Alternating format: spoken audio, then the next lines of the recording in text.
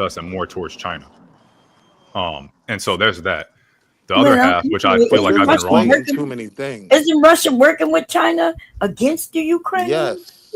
Yeah, Yes. that's the That's point. why Is I'm that saying you're if we keep, conflating a lot of things. I'm not Like conflating. China. This is just a longer. You guys thinking short He term. All talking right, hey that y'all, Asian shut up. shit. You've That's been all talking the whole though. time. Cool, ask me the question.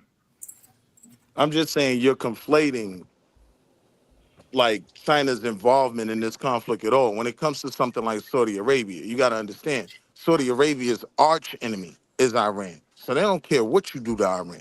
In fact, they want you to blow them up, right? It gets bigger than just people hear Islam or Muslim and think it's just one coalition.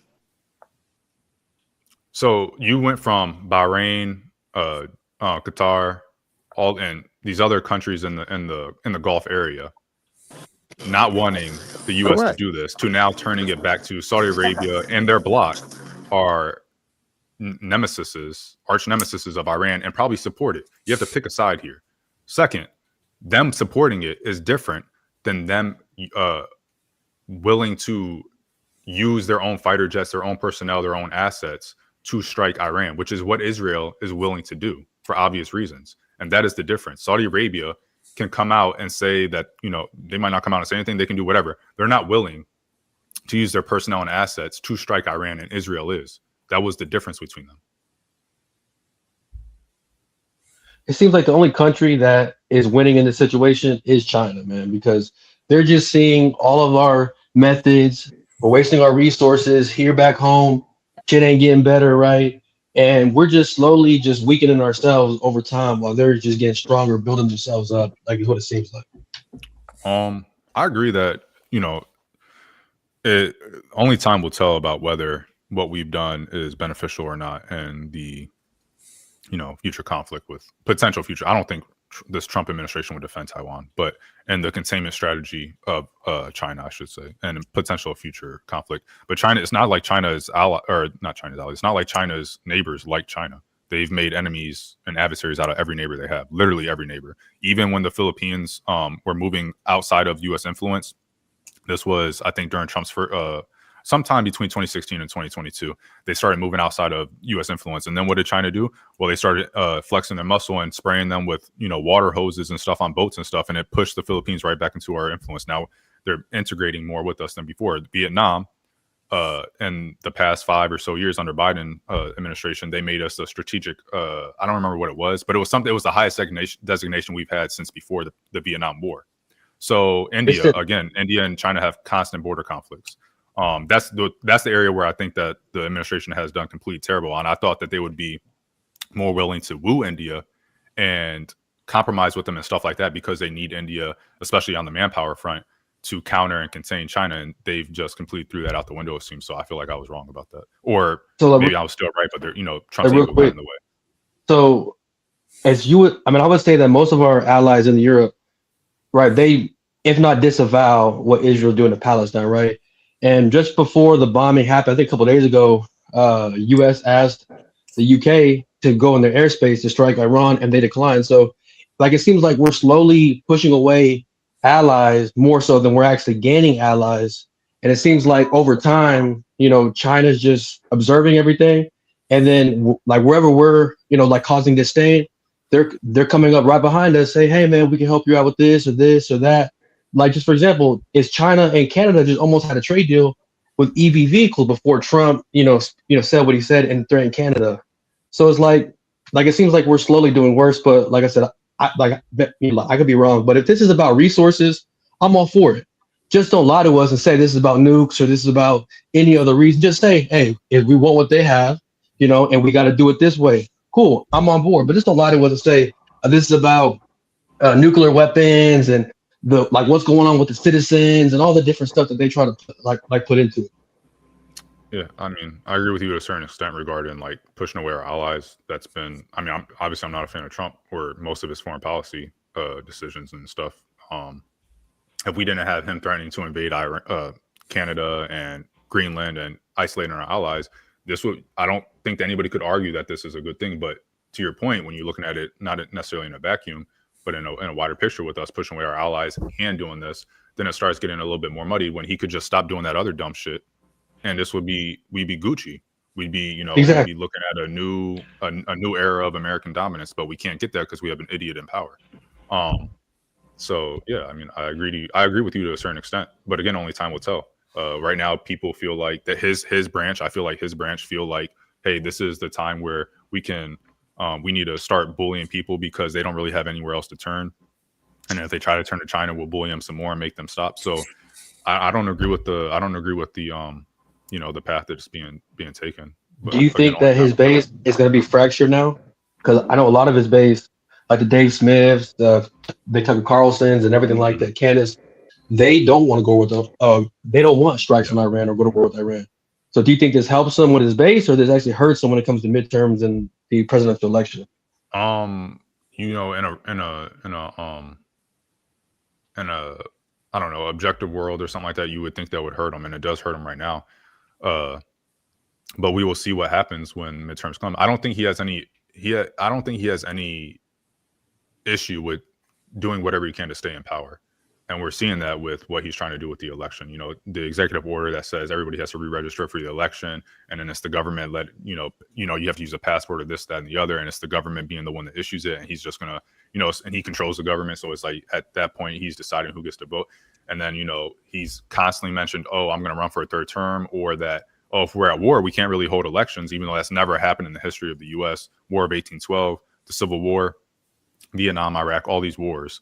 We have never not had elections, but somehow he thinks that he's special, and his administration is special and should have the option to not hold elections. So I don't think that he necessarily cares so much about what his base thinks, because I think that if things go bad, he's just going to try to utilize his power to stay in power, and he put yes men and women around him that will help him do that.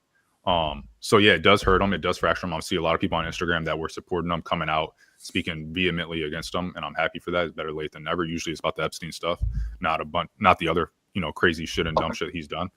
But yeah, we'll see. Okay. I got no more questions. What's happened though here is irreparable damage, like in terms of what Trump's been doing. Like we aren't going to be able to mend some of these relationships, and even the things he's done to us as American people. Like that shit's not really gonna be easy to fix. Will it maybe get fixed one day? Surely, probably, hopefully. But like, nah, bro. And even the main point of this war shit, like y'all, I don't know why we acting like the Israel part really just not like that's not important, bro. They bombed them first. Listen, we don't tell them what to do. Do you know that Israel? No, word. Do you know Israel, the only military in the world that got the exact same technology as us? They said something about the F-16, like it wasn't the F-16. It was the latest plane they had made though. Man. Yeah, 35. They had gave it to they had gave Netanyahu and them like a different. He said no, I want the same shit, y'all, and they gave him that shit. They gave him like 10 of them. You know, TikTok. They literally, man, come on, bro. Netanyahu went on the news the next day after Larry Ellison bought it and said, yes, this is gonna be a major asset for for Israel. Like this ain't If Israel is America's proxy, like if we're their owners, then I'm cool with it. You know what I mean? But if they're running us, then I have a problem with it. No, that's what I'm saying. We're not their owners. And that's why I'm trying to even point out. I don't think y'all get from the beginning, even how you're talking about like history in the 50s, right? The goal of Israel from the beginning was greater Israel. That's always been their objective. So like when it comes, bro, the main street in Israel is literally called Rockefeller. You get what I'm saying? It's not really. I want to say we may have been the proxy the whole time for real. Like we is really their arm. So you think that Gaza and Palestine, or what we know as like the area in Palestine, would exist today if the U.S. was Israel's proxy? Why does it exist? Why doesn't Israel just take it over? You said Palestine doesn't exist. Okay. Well, it does. Like that's where they placed Israel. So Gaza, okay, Gaza and all that exists. You said Israel's goal since the beginning has been greater Israel, which includes Lebanon, Syria, parts of Lebanon, sure. Syria, all these other countries. Mm-hmm. You're saying that the U.S. is. You're saying that that's the Middle East. You said that the Middle East is not. That's not just the only whatever. What put me on the map? The Middle East. What You said- continent name is the Middle East? You What said is the Middle US. East of? Britain, right? Because it ain't Middle East of the world. Like, even how we break things down, y'all forget, like whatever. Yeah, so I get anyway, it. This is why so the US, sometimes so we the US talk and is, y'all be mad, and because I do go too far, because I guess I understand a lot of these things that a person like you may get mad at on the server. I mean, it's just pointing out factually what we talking about. okay. You want to keep going? Go ahead. Okay, so the U.S. is Israel's proxy by your standard. The U.S. is the most powerful military to ever exist. They That's had why an era when shut up, either man. They I had know an era I'm over here on in Saturday. the Cold War. Everybody where, got an after the Cold introduction. War, Everybody got asked what their opinions was. everybody, But you see, nobody cares he's about your opinion slipping. right now. He's slipping. Um, I just want to let him know. So the Soviet Union falls. America is the greatest country on earth, the most powerful country. No country could even try to stand. China's not risen, any of that stuff. Why didn't Israel use its dog, since the U.S. is its dog, its proxy? Why didn't they use the U.S. to take over the rest of Greater Israel, as you say that has been their goal since '48? Yeah, because the goal is for them to do it. They don't want us to do it all do it for with the them. US is backing. But as the U.S. been backing them and putting them in better position, what did they start doing? Moving on the region more, right? Well, AR, Because from the AR, you heard beginning, of the clean Palestine. memo, right? What'd you Go say? ahead. What'd you say, Kulu? You heard of the clean break memo, right? Back during the Bush era. I don't. Tell It's me a about it. document Maybe. that a bunch of you may have to fact check me, but it's a document that the Bush cabinet or generals, whatever, came up with. It's 7 countries that they wanted to destabilize Heard about in it. the Middle East, from like Libya, Syria, Iran, and whatnot. And it just so happened that almost 30 years later, all those countries are destabilized, and Iran's the last one, which was on the list. Mhm. So, I mean, I'm not saying that Israel had anything to do with it, but it seems like that's what America's been planning since the last 30 years. Yeah, has been to, like- that's Let me, kind of the point, is that it's not And just Israel. let right? me It's use this free- moment real free quick. Israel. Let me add the man Williams into the conversation. Do you support the U.S. strike on Iran? Why or why not? Absolutely. I think that a lot of people talking about stuff they don't know. Like they're talking about the whole reason we have a president term every 4 years is because the new president can build relationships with relationships that was broken in the past. Like I don't know why people think that just because one president do this, the next president will be limited in their power. We seen this kind of in the example that they was talking about. When it's in our best interest and the right people are in power, guess what? The Americans negotiated with Iran. When the wrong people are in power, guess what? They did not No, what's negotiate. negotiated, fam? That's Bro, false. you had your whole time. I literally came 2 hours late so you can get I'm your just opinion asking what out. was negotiated. I've been here the whole time, literally. Get it out. Go ahead. Literally, so you can get it out. So the point that I'm telling you is, when we actually can agree with the leadership in power, that's typically when we come to terms to negotiate. Right now, the current leadership, and I think that's the problem is we look at one country and we try to say, oh well, we've been working with this country, and that's not how it works. Like somebody could have been working with Biden, but not working with Donald Trump. Just because it's the same country, it's not the same leadership. So the point that I was saying is, I love this. I love this speech. I like this speech. I like how he came out and said, "Hey, check this out." He's really trying to empower, motivate the people that's currently there. Hey, stand up, take your arms. You're back in America. He really trying to almost provoke the civil war so that they can be able to kind of minimize the risk of America. And he told those people he got their back. And I know everybody wants war to be peaceful. I know everybody wants the war to be peaceful. Nobody to die. It be this kumbaya, but that's not what war is. Yeah, but War you is don't a have to have war, right? And so we have a president who said he was going to get us out of wars while getting us in wars. But you said that he told them we were going to have their back, which essentially he's saying we're going to go to war if we need to. If we need to come over there and help. I ain't got no problem with war. And- Civilians got problem with war. That's what I'm saying. Anyway, and also that bullcrap you said every 4 years we get a new president so they can make relations. These people end up having policies in place that the past 4 years. So when we got into bed with Israel many years ago, right? Are you saying that Donald Trump could come in and change those things?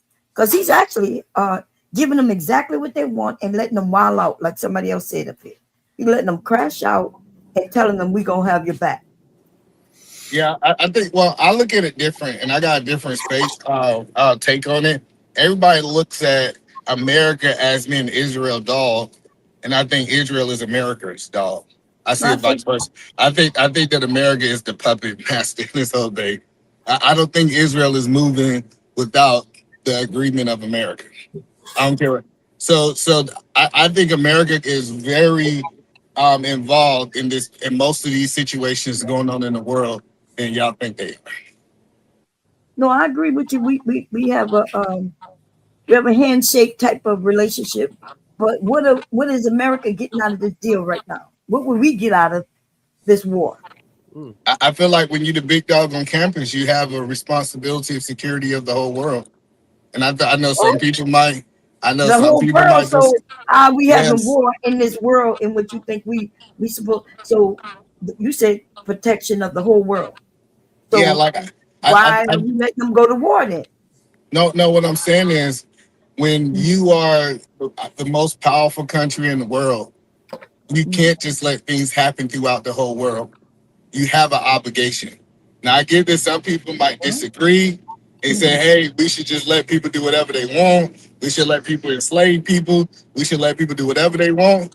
That's just usually based on what Brownsville say. Brownsville say we got a moral obligation to make sure that we keep in certain levels of peace throughout the world. Exactly. Without war, you saying peace while you saying I agree with war. I don't think they're the same thing, but okay. In your mind, they are. No, sometimes you got to have war to make peace. That was the point that I made. So I turned over Brownsville. It looked like you got a lot to say. You got to make war to have peace. We got to have war to have peace, y'all. That's why the ladies, we do need a matriarch, y'all, because this patriarchal bull crap is killing people. Go ahead, cuz. Yeah.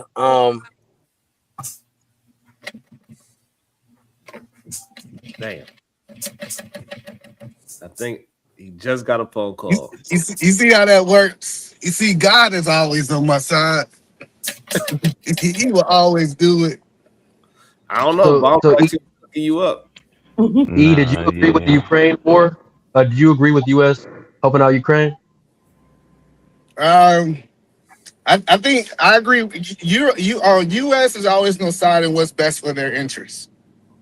Okay. I think this idea that y'all want the U.S. to stay out of stuff. Everybody be like, just stay out of it. It's none of your business. Guess what? Having Russia occupied in the war make them less threatful to us. I know that sounds crazy to people, but if they're focused on Ukraine, Bro, that guess only what? makes sense to you. That only makes sense to you. Like you said, this is what you believe in. It actually That does don't- make sense. It makes no does sense. not. No. Come on, No, y'all. No, Josh, because if you and me and Edelman you- have told If me and you stay are out of scrapping, hold on. fighting If me eyes. and you are fighting, and then he turns around and your brother jumps in, and I'm now fighting your brother, guess what? Your brother can't fight Eat now. Yeah, like y'all aren't putting this in real perspective. If Russia What? is too busy fighting That don't even Ukraine, make if sense. Russia is too busy fighting, if Russia Who is do too you- busy bruh. fighting Ukraine, It's a difference Hold between up. fighting somebody Busy to take fighting over their Ukraine. land and Hold trying up. to have war. The objective to take over your land is Hold to on. have land that still got worth, right? But if we go into war and Russia Russia- jumps in, right? Their objective is to, just like you seen them videos earlier, them bombing people in cities. Yeah, we don't really care no more. So I'm saying you really come on now, Josh. You my brother. You Okay. my brother. in But Christ. get You this: know you really are they tripping. attacking America? They wasn't Who? attacking America before. What do you mean? Hold on. That's what Hold I'm on. saying. I'm making a Russia point. haven't I'm making a attacked point. America. Hold up. I I'm know just you're making a point. and it's not a Let good me- point. You would know. I never got through it. Where Hold on, I you know, I love you, Mom, but we hear I ain't got through it. Okay, y'all got to Just get saying. through your dumb points. Go ahead. Let me get through my dumb point. Hear me out. Okay, go ahead. Here's what I'm saying. Because Russia went through the war that they said was going to take 10 days, they were going to be done in a week. 2 years later, they're the joke. They're the joke of major world powers. Because America's like, yeah, we're not going to take part in your war, but here's everything you need so you can take part in it. Keep in mind, Ukraine isn't actually an ally of ours officially. It's They not a have been NATO ally allied of specifically. ours. But They're not a NATO wait a ally. minute. So this is the thing. So are you saying that we want them to be fighting somebody else when they said they were going to get over, they were going to do it in 2 weeks, right? But we made sure that it wasn't over in 2 weeks, right? So we started hitting Ukraine. Yes, ma'am. So here's what I'm saying. Everything And Russia wait a minute. wasted. And so sorry. we help Ukrainians just so the big bad wolf Russia wouldn't come at us. Who was it coming at us already? Well, we had an agreement with Ukraine. That's not necessarily what I'm saying. What I'm saying is Ukraine weakening Russia, which an extended war does no matter who you are. Ukraine doing it by themselves benefits American defense substantially because every soldier, every weapon, everything that they use on Ukraine, when we start fighting, they don't have against us. That's my point. That don't make I'm saying they're losing a war of attrition. They're losing a war of attrition in Ukraine. Bro, what do we see every time we see Ukrainian stuff like soldiers online? It's a drone that's attacking them, right?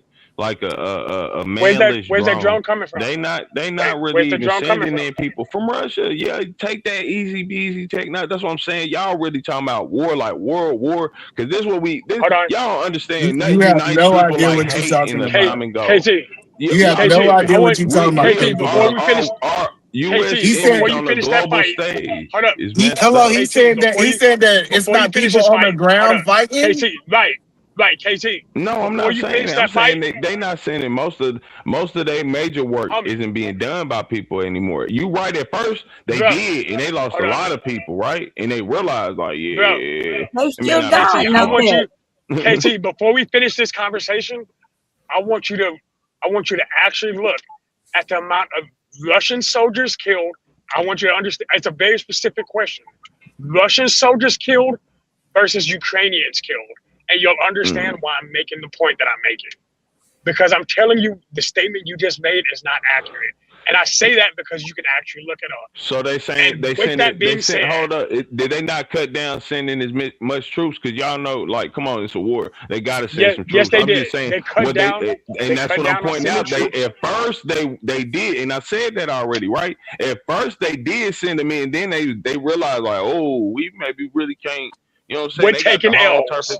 Yeah, for sure. And they started sending in drones more than people now at this point. Damn, that's all I'm pointing out. Wait a minute. No, They're still physically occupying places in Ukraine. They have actual soldiers still making the fight. All right, my bad. Go. Yeah, you good. Let me see if Cuz microphone is working. I see he was having some connection issues. Go ahead, Cuz. Yeah, Cuz we need to can you hear me first of all? You good. Yeah, we need to launch a formal investigation into the vice president because I believe that he doesn't want me to be great because he sees that I'm cammed up and somehow, some way, he's sending some malware to my devices to make it crash out. So we need to investigate the vice president of SBG, right? But here's keep on talking. He keep on talking. I'm gonna send more malware. I told him, listen, my money different. You keep on talking if you want to. Hey, Either man. Speaking of, we at the 2.5 hour mark. I can't believe we've been up here for 2 hours and I ain't seen no orange. Did you see any orange today? We didn't get no super chats. Not one super chat. See, this is why I'm believing you need to stop coming on Saturday. They don't appreciate the bonus day. You've been here for 2 hours. You know, Shadow, he ran out of money because, you know, he got paid yesterday. He ain't got no permission on weekends to spend money. He always spend money Monday through Friday. And in reality, just we understand that you had to pay them bills. It's the first. Send us $2. Send us a couple $2, $3, $5. If you really want to keep having this conversation, if you want me to pull back the malware so you can hear Brownsville, I can do that too. But you gotta first send the money. I'm just saying, if you send the money, we happy. And like I said, we not saying send 100. We just say drop a little 20. You know what I'm saying? Drop a little 5, a little 10, and 9, 10. You know what I'm saying? We just want to make sure that he cut off all these ads. But he can't cut off no ads unless we at least get to $150. So I'm just letting you know, it's Saturday. This ain't Friday. You got about 20 minutes to start sending some bread. Because if not, we about to hit the 3-hour mark. We gonna be gone. So if you want to keep having the conversation, let us know. Show me the money. Show me the money. Yeah, cuz let's see if you back. Yeah, man. I know another attack is coming from Edelman Williams. So I gotta be quick on the draw. So this could be an overreaction, right?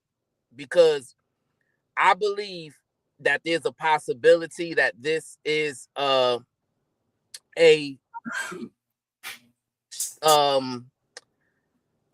negotiating tactic to get everybody back to the negotiating table, right?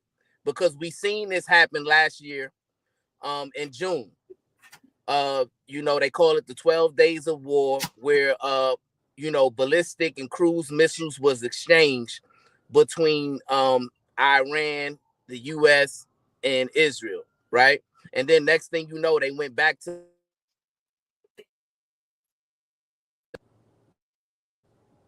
That was such a good take. I had to stop him right there because that's the only part I might agree with him today. Yes, I do agree that this is a form of negotiation. Shout out to Shadow the Titan Walls for the $5. Thank you so much. We only need $70 more to continue the show. How about that? 70 more. And we'll continue the show. If not, we're going to end it at the 3-hour mark. And we So need bombing- leaders to stop calling it virtual betting. So bombing and unaliving leaders of countries is now a negotiating tactic, Edelman? Absolutely. What? That's see, most people don't understand war. That's what I'm saying. Like a lot of people trying to war. Okay, you're right. You understand. Well, I've been to war. What the hell you talking about?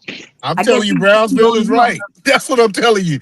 I'm telling you. Sound like he crazy right now. That's all. It's okay. Listen, it's okay to be a little crazy, but I do think that this is negotiating 101.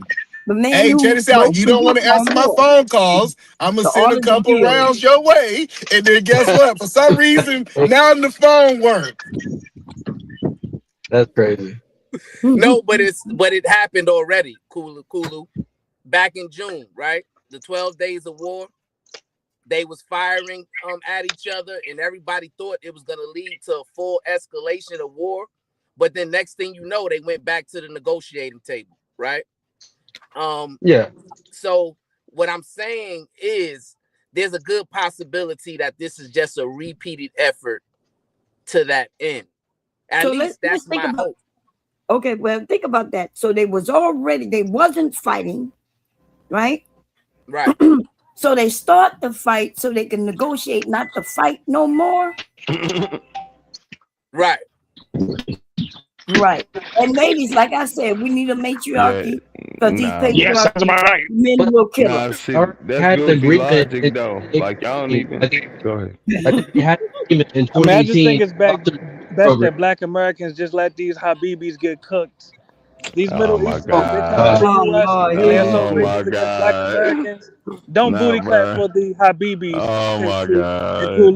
You don't gotta twerk for them. Let them twerk for themselves. Let them get cooked because they come to the U.S. and they cook you with tobacco, alcohol, different carcinogens, fried chicken that got what they call crack dust on it, diabetes. So let them get cooked, man. It's a beautiful thing to see. So Matter of fact, I advocate for the U.S. to cook more Koreans. of them, respectfully.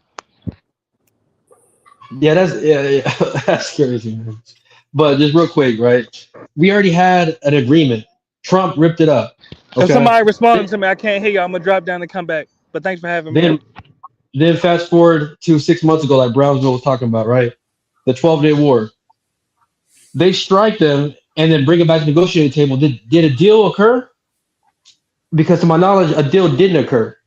Right. So it just seems like this negotiating tactic is just a strategy for them to bomb them, because of the same thing that happened with Hamas, right? They were supposed to meet in Qatar and get peace, and then what did Israel do? They bombed the upper ranks of Hamas.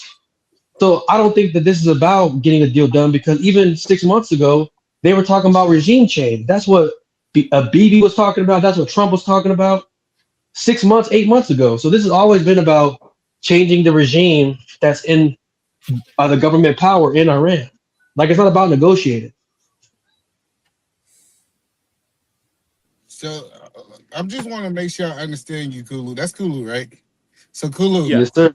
do you think that America should stay out of foreign problems? Yes. No new wars. Okay.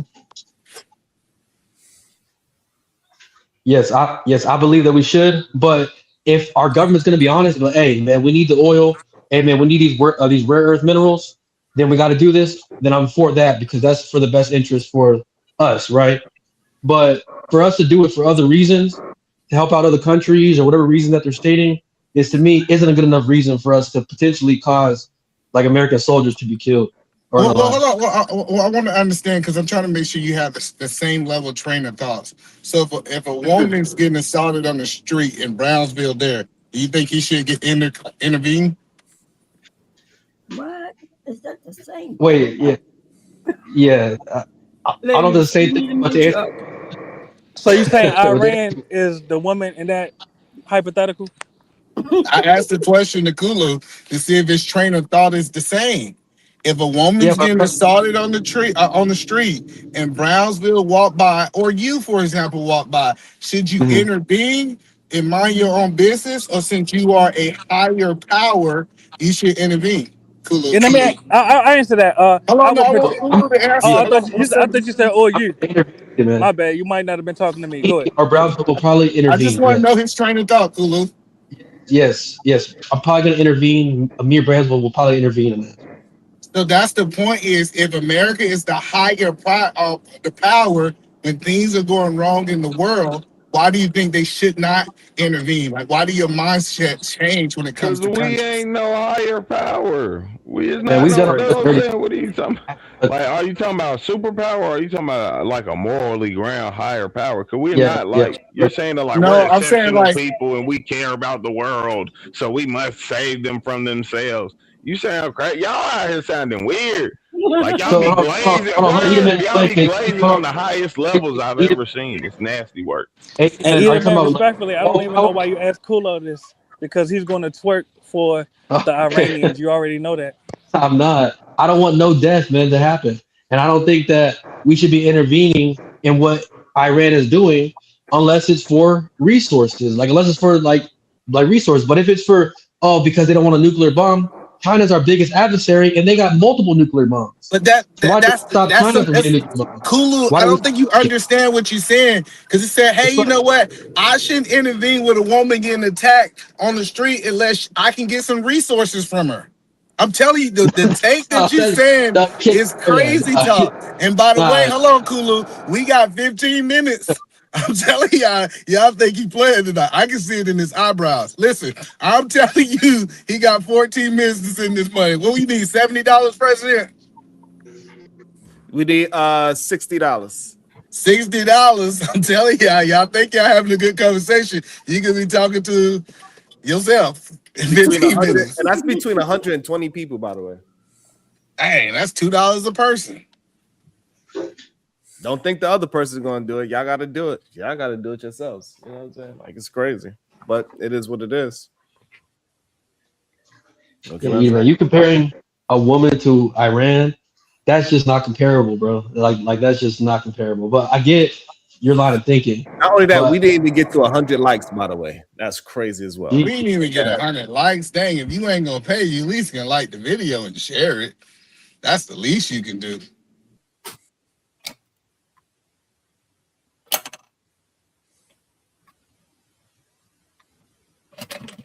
Go ahead, now, Cooler. before this end though, let me say real quick, y'all scared about whataboutisms, and it's really weird. Like y'all justifying any action that we take as America beyond basically like if we're American, we can do it. It's weird.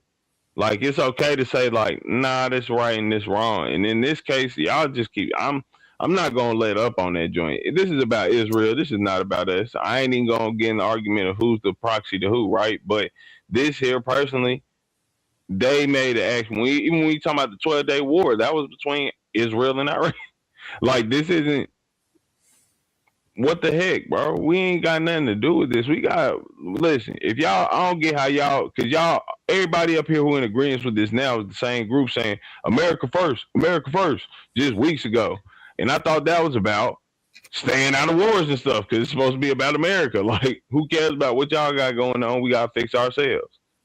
Like, y'all can't even stick to a proper logic here, and it's weird, man. Like, look, we ain't gotta justify it just cause it's American, bro. It's okay to say like, nah, this wilding. They wilding. This some bullshit right here. We can say that. It's okay, y'all. We can be adults. So the only thing I'm saying, Katie Goat, you do believe a police should get involved with a man and woman affairs, right? Even though it ain't got nothing to do with the police? Police ain't this. You be making terrible analogies, bro. I just asked questions and you don't answer my question. The places you be going be really bad. I just want why you don't answer my question. I answer your questions, Katie Goat. Because so why you can't answer mine? Are we the world's police? Yes. No, we're not. That's what I'm saying. You're goofy. We're definitely the world police. It's even wild to try to argue that we're not the world's police. We've been very immoral in this world. It's crazy to now say I never said the police is moral. And even down to that, you know what? Why are we not stopping China and Russia since y'all want to blame everything on the possibility of, oh, well, China and Russia can get it. So why we ain't just fighting them? Like, out of your self-admission, we are stopping Russia. No. According to what you self-admitted in here, you said we was getting involved in stopping Russia through Ukraine. We are. Who said that? You didn't say that, Lulu. Okay. All right. So what I'm saying is like we are involved in Russia affairs too. Like we I don't know why people bring up Russia like we off hands with Russia and we ain't got nothing to do with us getting involved. If we scared of China, don't just say leave it to Russia because I'm bringing up Russia really because they allies with China. And China's supposed to be the big bad end game boss boogeyman. So if everything about because of China, why we ain't just fighting them since y'all swear we like this and that? Like that's what I'm saying. Hello, I got you. What problems you think we got with China? Everything from what y'all be saying. No, what we be saying. You see, you hear the windmill. You hear the windmill. It's not windmill. I'm literally saying what you were up here saying a couple weeks ago. What I said about China a couple weeks ago. We took Venezuela with good reason because Russia and China was over there. That was literally part of the justification. Oh, that's perfect. Hold on. Exactly. Hold on. Perfect. So you said we attacked China through Venezuela. That's not attacking what you China. Said. That's not attacking China. No, listen. I never said that's attacking China. Listen, if China get their oil through Venezuela, and we went to go take Venezuela oil, that was indirectly attacking China through Venezuela. So again, that goes against your point. Yeah, hold on. That goes against your bomb. Now he wanted listen. He calling on a friend. Real quick. This ain't no talk show. This ain't no talk show. He say, "Bomb, help me, Bomb. Please. I'm getting beat up. I can't fight by myself, Bomb. Help me jump in the fight." Listen. I told y'all they need these. How we attacking China by doing something with a country that they don't even got nothing to do with? We got more hands in Venezuela than China ever had. What are you talking about?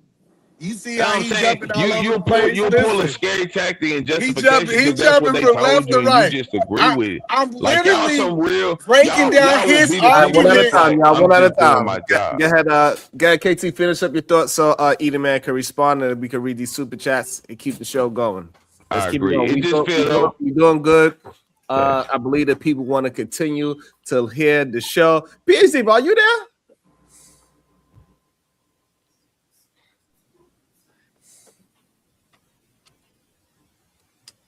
She here in spirit. But listen, Okay. I'm gonna Go keep ahead, it simple. finish your thought, KT. Then we're gonna read the super chats. All right, I'm gonna keep it super simple and quick. To me, it just seems like many of y'all are displaying they just doing their job logic and to an extreme point now, because we're not the world's police. You were lying if you ever saying we was. We ain't got nothing to do with that. This is strictly about Israel, and we don't need to act like it isn't. So again, let's be grown here and just sometimes accept the truth on some things. So the point is, he kept saying, "Oh, China, big bad boogeyman. Russia, the big bad boogeyman." And I use his own logic and words to show that, quote unquote, we're involved in their situations too. We are the only country that people look at to be able to come to their rescue, like a police analogy. So I get what he's talking about. That's What wrong, start? y'all. Oh, go ahead, Bob. No, I'm just saying you're wrong when you make it seem like those other countries don't go to war with us, right? They're our allies. The thing is, what made us strong is that we did have the military. They look forward to that when they need us, because we could be anywhere within a short period of time with boots on the ground. But That sound like the police to me. yes, Shoot, why we depend on the police? Because when I call him in Atlanta, we cannot do that without allies. The reason we can do that is because we have bases all over the globe with our allies. But Trump has since made those allies no longer allies. Because we said we was American first. We didn't care about them. And then So now what you allies have we saying, lost? while the president said American first, no more wars, right? And then he goes into war. And it takes is somebody to promise him some land, some money, hotels. Like, we know he's a criminal. And so I guess we happen to be just like these police criminals. So let me ask the question: what allies have we lost? The EU, like, are you saying they support us? Because they actually, what? Absolutely. Who supports us? In what's All of going our on? allies. They're actively saying they do not support this war. All of the allies. All of them are. So you right now going to show me where nobody else who are our allies are saying they do not support this war. I'm telling you, if we go to war, they will back us. We literally asked Britain to join us here, and they denied it. What are you talking about? This is what I be saying. They be saying anything to accept some cap, like the mental BS you've already accepted. Like, it's crazy to me. It's brainwashed, bro. Y'all brainwashed to a clear level. Like, and you're not brainwashed. So we hold on. Let's stop. So we all hold on. Let's stop. K to go. Hold on. Wait, Bob. K to go. You believe that we all should think like you? Well, we definitely shouldn't think like you. Everyone should think. Everybody should think as they can. But I think we should all pursue knowledge. Like, you don't have to just sit there and say because you believe that and then act like that's the truth. Like, we can understand. But that's what you do. You tell us what you believe, and then you act like it's the truth. That's if we're talking about the opinions. For See, sure. listen, I told you, if you hold them accountable, we're talking about war. If you hold them to their standards, they sound crazy.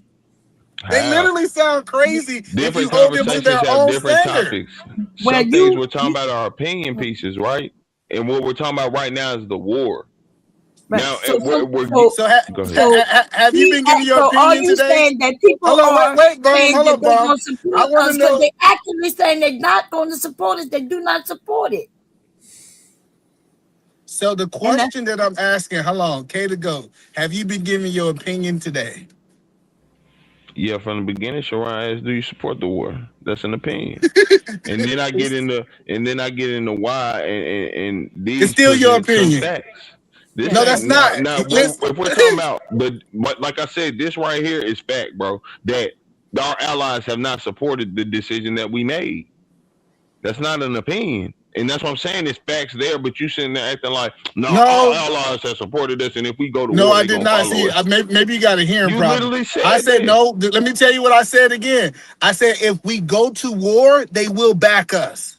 That's what I said. What proof you got of that after they say they won't? And No, we literally just said we're going to war. Listen. We are not at war. Hello. Let's be clear. This was hey, negotiation tactics to get people at the table. We're not at war right now. Let's be clear. Well, Right? tell that to Dubai or anybody who's dying right now with those warheads dropping down. Tell it to Tell that them. to your president who enacted them to go to whatever like it's actions over, y'all. they're doing. So hold on. That's I think people don't understand the power of the Yeah, I president. think Sharon was saying something. Is it over, Sharon? Or you come?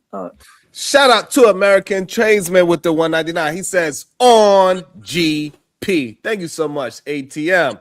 Also, Elite Belzo with the $10 for the show. Stop playing with her.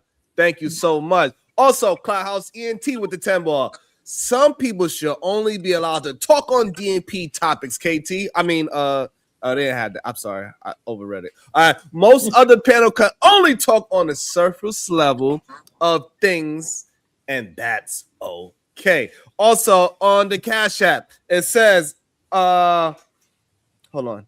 It says, why can't people support positivity instead of toxicity?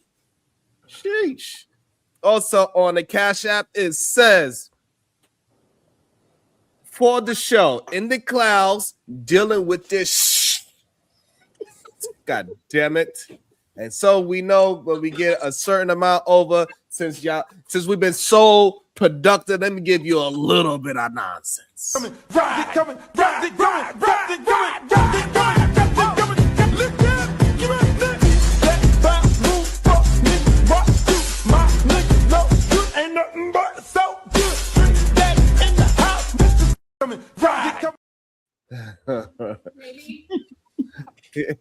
So also shout out to Kulu Lab. He says to continue the show.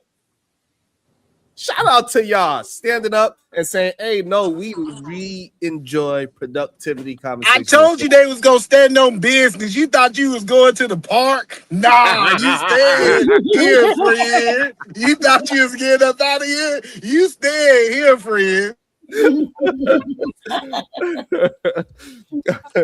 Go ahead. So shout out to y'all. We extended the show. Appreciate y'all. I really do. It means a lot that we can have all types of conversations and get productivity out. It really means a lot, y'all. Thank y'all. Go ahead. I believe Brownsville has something to say. Let's see if the malware is still attacking. Go ahead, Brownsville. All right, man. Either man, you can chill now, okay? Okay, I concede, my brother. You got some strong, powerful, stuff that you got going on that's attacking me, man. So I can't mess with you on that level. Also, Cuzzo, there's a time and place for everything, right? Because when you played that song you just played, that brought me back to a memory of last night. You know what I'm saying? That's the song me and my wife was, doing our thing too last night. Right? That's a part of it. But Rock D wasn't coming. T-Rock was coming. You know what I'm saying? So yeah, man. Here's my question to Either Man, though, because in all seriousness,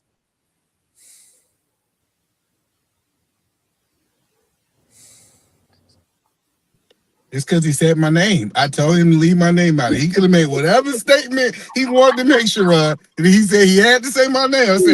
I said, send him China. I had to send my China mile out. And I am going to say that China got better malware than America. I'm just saying. But no, the point that I'm saying is, I think we all want this peace, kumbaya world. It just don't exist. Like, and you only say that because you don't have children who are of age to have to go and fight those wars. But for I just signed my niece up. Yes, children, and it's crazy that you sign your niece up. But okay, anyway, for those of us who care about our families and we realize, okay, we don't want to be at war, because we just got out of a war. Remember, everybody was like, Trump gonna get everybody back. We gonna come back. Everything gonna get back. And now we like, okay, we're going to war. Well, I think the military is a choice. Like that's the biggest thing is when we go sign on that dotted line, we know what we're signing. The military is definitely a choice. Yeah, but it's not gonna always be a choice, and it's like there's not enough people joining the military these days. I'm not sure. Yeah, our number is low. I don't know. Let's be clear. We ain't even got a 1 million man army no more in real life. How many we got, Katie? Go. Hello. How many people? About 625,000. How much? And China got about 3 million. Hello, no. How many we got? Because you got AI. I advise you to look before you say what you about to say. 625,000. Oh, you want me to look it up? I can look it up. Look it up because I want you to just say off my head. All right, I got you. It doesn't matter what the number is when we know that the number is lower than in his, in the past. Because we was at war then. No, I think people don't understand how it works. When we're at war, our numbers are high because there's a higher demand for numbers. When we're not at war, because we're not at war, our numbers are low. No, that's not true. That's not true. You just making that up. It's okay though. That's why they start kicking people out listen, they kick people out for the littlest reasons when you're not at war. When you're at war, they be like, yeah, you ain't that bad, K to go. No, y'all, we'll keep you. Listen, when we at war, we keep the K to go. We tell K to go, he can stay. You just really make up things. And you know you should know better, right? Right before we went to Iraq, they let a lot of people go. But those people was of rank, right? Like my husband, right? They gave them severance packages, knocked them out so they can bring in more. Hold on, Bob. You about to let Kato go off. The current military staff is 1.3 million. Is that the highest? In total? No, that's in total. That's not. Yes, you're talking about all of them. Hold on. Yeah. Listen, this is. Remember what he said? We less than 1 million. We ain't even got 1 million. I'm talking about when we saying 1 million man army. I'm talking about like 1 million boots to put on the ground. We don't got that no more. We have 1 million boots to put on the ground. No, we don't. We have 1 million. Army personnel don't count as boots on the ground, bro. Like I'm saying, like we never. Okay, see, listen. On the ground, this is why people shouldn't talk about military stuff. We never was in a situation that we had 1 million people in infantry. Nobody said infantry. That's what he said. Boots on the ground. No, listen. The number that you got. What number is that? Is that just Army? Is that all of them? National Guard and the what you call them force, which is the Space Force? Is that all of them? Yes. So you including the Space Force as well? That's what I'm saying. Hold on, wait 1 second. You think the Space Force is not important to win a war in 2026? I'm asking you, is that the number you put in? Is that what you include? No, I asked.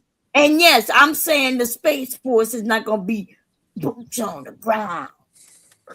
Because I'm saying that you know the technology that you're trying to play with, right? Because we know what the Space Force deal with outer space, right? No. And anything other than that, we already had the Air Force and the military, the U.S. Army, the Navy, and the Marines who was dealing with what we talking about. Hey, bro, why didn't Katie go look it up there? He made a statement and we was patient. I was trying to wait for y'all to get done talking. Go ahead, watch it. I even started. I said I was gonna say the same thing, but I was gonna break down how that's not. No, hold on. You was gonna say what? What was you gonna say? Say, either man, you was right.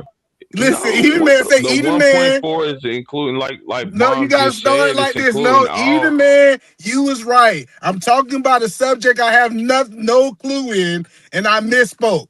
Be accountable in this situation and say you misspoke.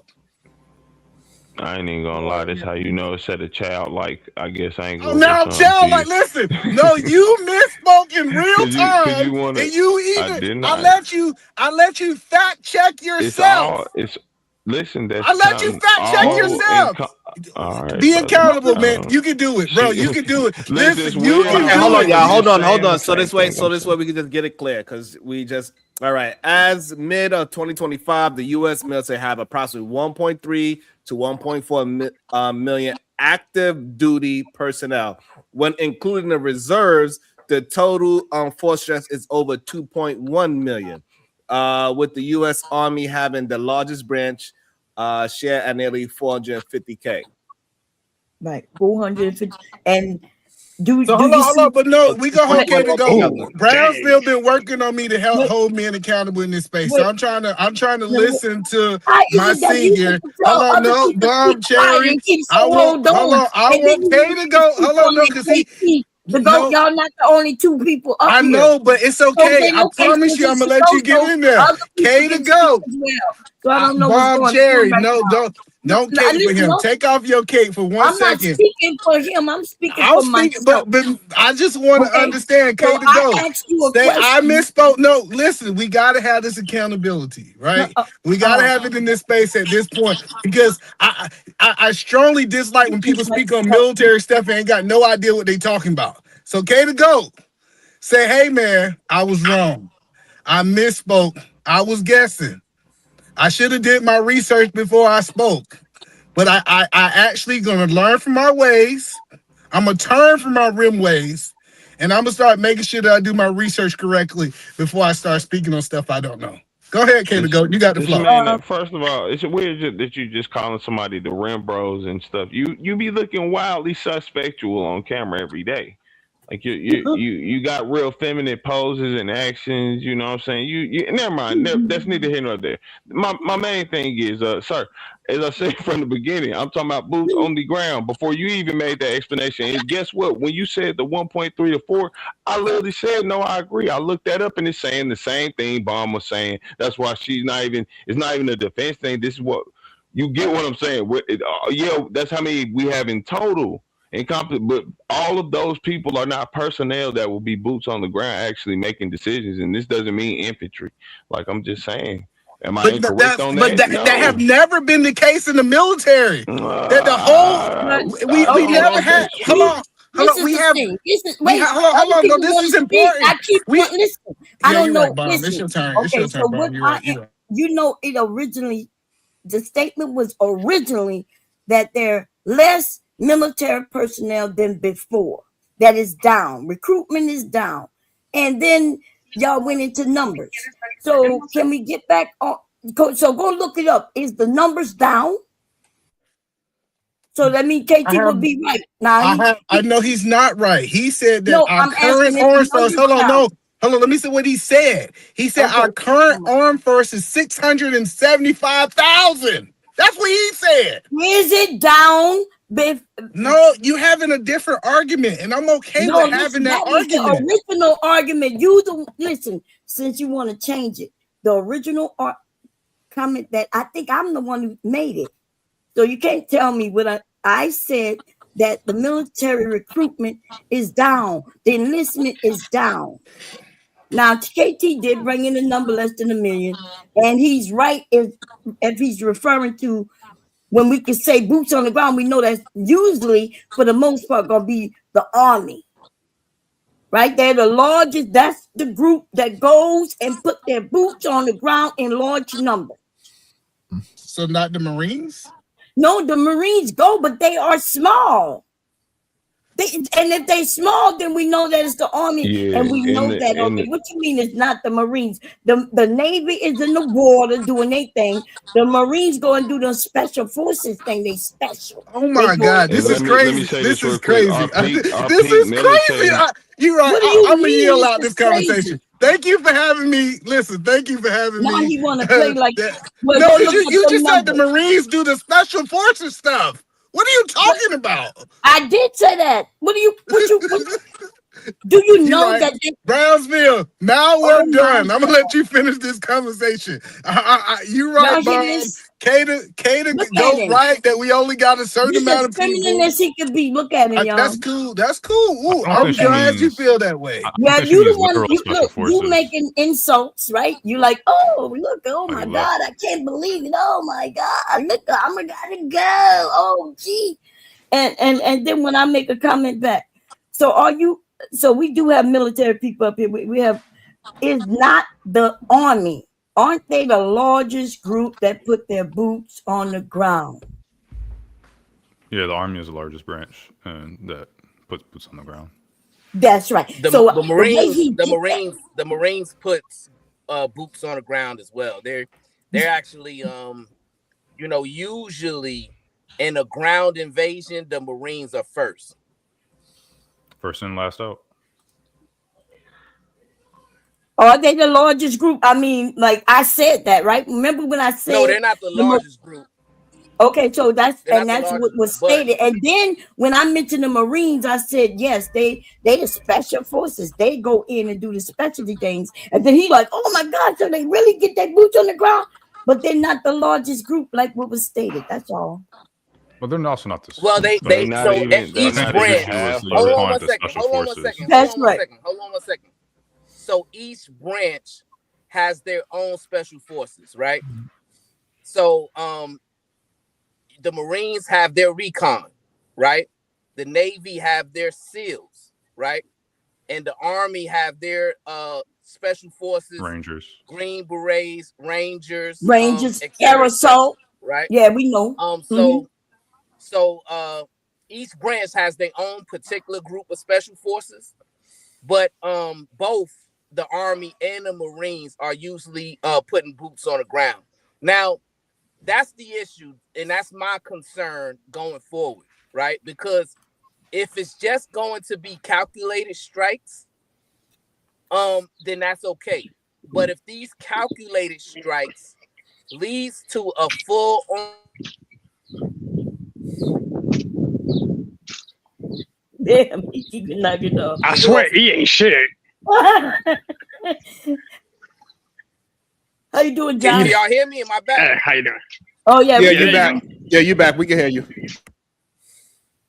Yeah, man, they don't want me to be great today. I don't know what's going on. I'm cammed up. I guess they don't want to see me. Anyway, what I was saying is, if these calculated strikes leads to a full-on ground invasion, that is when this is going to get extremely problematic, and it's going to be a big, big mistake, because any form of ground invasion into Iran is going to totally destabilize that region, right? Iran, their military is not to play with. Yes, we have air supremacy, right? Because their air force is limited. A lot of their air force is very, very outdated, like 40, 50 years technology. So their air force capabilities are not good, but they have a strong ballistic missile and cruise missile capacity, as well as great drone technology, and they have a lot of troops, right? And also, they have the ability to activate the members of the what are they called, the Houthis and the Yemen, and also the Hezbollah that's in Iraq, Syria, and Lebanon, right? So if they was to really go into a full-on war, that's going to completely destabilize the region, and that's going to put a lot of U.S. troops and Americans in that region in grave danger. So that is my cause for concern as far as this right here. If this is just another negotiating tactic like it was in June of last year, then it's okay. It's fine. It's par for the course. You weaken their ability to enrich uranium. You weaken some of their ballistic and cruise missile capacity. You weaken their ability to continue to stockpile weapons, right, with these targeted strikes. And then also, if you're successful in, getting rid of members of their leadership, then that's also a good thing.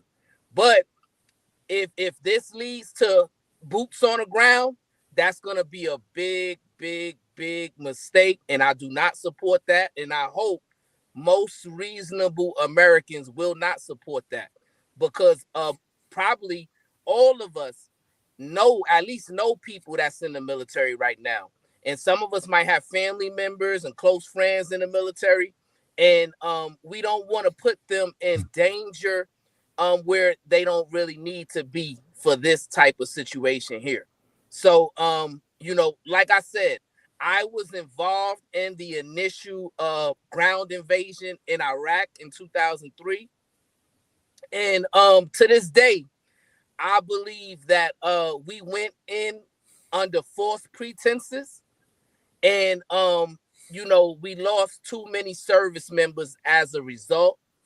And the end didn't justify the means. And I believe that if we was to do the same type of operation in Iran, it's going to be much worse than even Iraq was. So my hope is that these exchange of ballistic missiles will lead to them all going back to the negotiating table and try to work out a diplomatic solution. I think that's where the timing that all of them are on, and a lot of these things are political theater, because no one really wants to push that button that's going to completely destabilize the Middle East, because you're talking even those that don't really have military interest in the region, they're going to be destabilized. People love going to Dubai. If there's a full-on ground invasion in Iran, you're not going to be able to go to Dubai anymore. People, a lot of people, contractors, things like that, work in Kuwait, work in Qatar, work in Bahrain. None of those areas are going to be safe. So I don't think that that's beneficial for the American people and for our American interests to completely destabilize that region. So I do not support that. But calculated missiles that weaken our enemy, yes, that's a good thing, as long as we can get back to a diplomatic process. But peace and love. I'm glad I was able to get my full thought out. Now that either man's gone, thank you. Peace and love. Dang, welcome back to. See, it's not just me. Was I talking to myself? Was anybody ever able to hear me? We heard you. We heard you. I guess you said it so gracefully that nobody had they didn't want to go after you. No, what you said was right on point. The queen's gone. I know she ready to to clip at my heels. You know what I'm saying? I kind of felt it. You know what I'm saying? So I was kind of waiting for her response, but I guess she let me off the hook this time. Hey, who was shitting on the Space Force? I heard some of that when I was doing some stuff. Someone was shitting on the Space Force. I didn't appreciate that. Someone was what? Shitting on the Space Force. That was bomb. That's messed up, Bombshare. Wherever you are. So what is your thoughts, AR? If it leads to a full-on ground invasion, are you still going to support it? I'm not really a big fan of boots on the ground, generally speaking. I don't know. It would depend on how it's all planned out and stuff. It's yourself. And like if there's gonna peddle this nuclear program stuff and that's the reason, then no, I probably wouldn't support it from that angle. But if they outright stated regime change is a goal or is like the end goal or whatever, I think I'd be more likely to support it. I would I'm not really in support of it generally speaking, but I'd probably fall on the fence of like a necessary evil if that were the case. So you think a regime change, if that was the goal, that's worth thousands of U.S. lives being lost? You realize I'm still in, right? Like, you talk as if this is some abstract concept for me. I have people I'm that asking are. you. I have I friends know that are that you're defense still in. That's contractors why that I are asked that deployed right question. now. No, that's why I asked that question. Yeah, like I understand. Like I understand the world that we live in, and or at least my understanding of the world we live in, and where we're at right now. We're at a crossroads, in my opinion. We're in a cold war with China, potentially a hot war within the next year, 2 years. And in my view, when that hot war, if that hot war happens, would I rather them have a fully loaded Iran, Venezuela, and these other countries able to back them and attack us, or would I just want them to be isolated and by themselves? And I would rather them be isolated and by themselves. But that still didn't answer the question. I did. I said it's a necessary evil, so I would fall on this. I'm not a big fan of boots on the ground, but if it's a necessary evil, I think I would get behind it from that aspect. No, what I said, my specific question was, if the necessary evil, if the end goal was just to undergo a regime change, right? And as a result of that, thousands of U.S. troops lose their lives, right? Mm-hmm. Would you support that? At the end goal, did the regime change? Yes. Then I would look at it as probably a necessary evil. I'd probably look at it as a necessary evil. So is that how you look at Iraq? Were you not here earlier? No, I wasn't. Oh, more or less, yeah. I think that in the long run, I think a lot of these things, it takes time to tell. Did you deploy to Iraq? No, I didn't go to Iraq. Right. So that's why I think I wasn't probably a baby. have that opinion. I was a baby in 2003. I wasn't a baby in 2012 and 2014. Right, but what I'm saying is, if you went to war, question you want me to answer it, man? I've been deployed. You asked me if I deployed to Iraq. Iraq is not the only war zone in the world. I'm not saying I've deployed to a war zone, but I'm not going to get into what I've done, but I've supported people, so I know what you're talking. I know people. You ain't do nothing. You didn't do nothing. Who let the bum on? I've supported people. I've talked to people that have been in these war zones. I have a friend. I remember this one. Just a short story. I remember I have a friend that joined the Marines straight out of high school, and I remember I met up with him when I was on leave, and we were somewhere, and he was like just talking because he deployed to Iraq, I think 2 times. And so he's like, I have this friend that, he loves music. He's like showing me pictures of him. He's like, and this friend right here, he loves this, blah, blah, blah. And he goes through like 4 of his friends. And at the end, he says, and they're all gone now. And like, that shit is not something that you can kind of, I personally won't ever forget it, because it was like crazy the way he was talking about them as if they were still here because of the loss that it impacted him. And I've supported programs that directly impact the mission. So those special force missions and stuff like that, I've been around people or supported them directly where they're boots on the ground, contact, stuff like that, and heard the sounds and stuff like that. So, you're talking about this stuff. Well, you never deployed to Iraq, so you don't know what you're talking about. You don't know that feeling. Like, yeah, it's emotional and it has a thing. Just like if I can support something, but then if someone close to me dies, now I'm going to have an emotional attachment to it, and I might think differently. Like, yeah, everybody's going to have that. But if you're asking me from a standpoint of America as a whole and the future of America and the future of America's dominance in the world, will this be a necessary evil? Yes. I don't want to see anybody on our side pass away. Again, I have friends that are defense contractors that deploy to these areas regularly.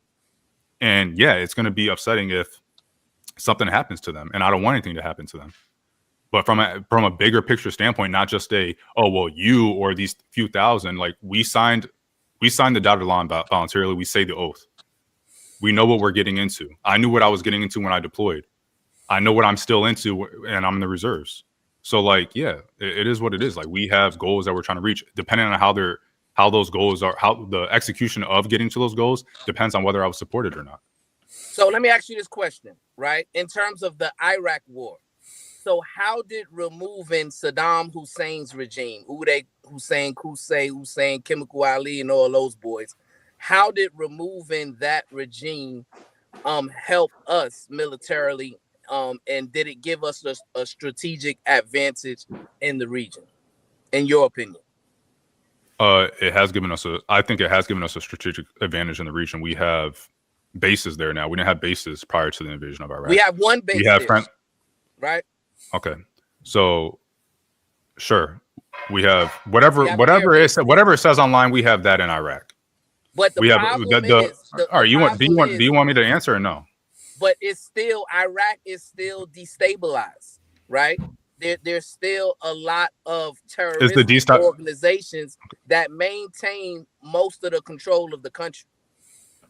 Yeah. Are you aware of that? They contain most of the control of the Kurds of the Kurdistan region. Yes, I'm talking. Oh, you think terrorist organizations control Kurdistan? I'm saying terrorist That's a huge control Iraq. Okay.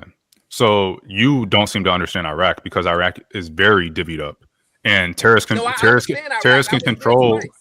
I have a good understanding of Iraq. Oh, well, maybe you should refresh your memory. You're talking about the Shiites, the Kurds. And that's in the south. The Kurds are in the north. Right. Completely different region. So the terrorist organizations and terrorists don't control the north. Terrorists don't control the north.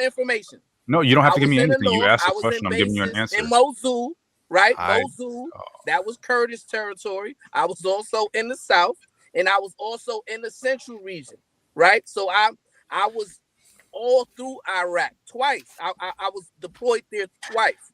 But what I'm telling you is, I don't believe that we gained any strategic advantage or military advantage that justifies that drastic loss of American life. I just don't think that gave us that type of a win. And most scholars, most veterans, most soldiers, most generals, if you ask them candidly, they would agree with that, right? So and I'm not attacking your service record, right? I'm not saying you're misunderstood or you don't know what's going on.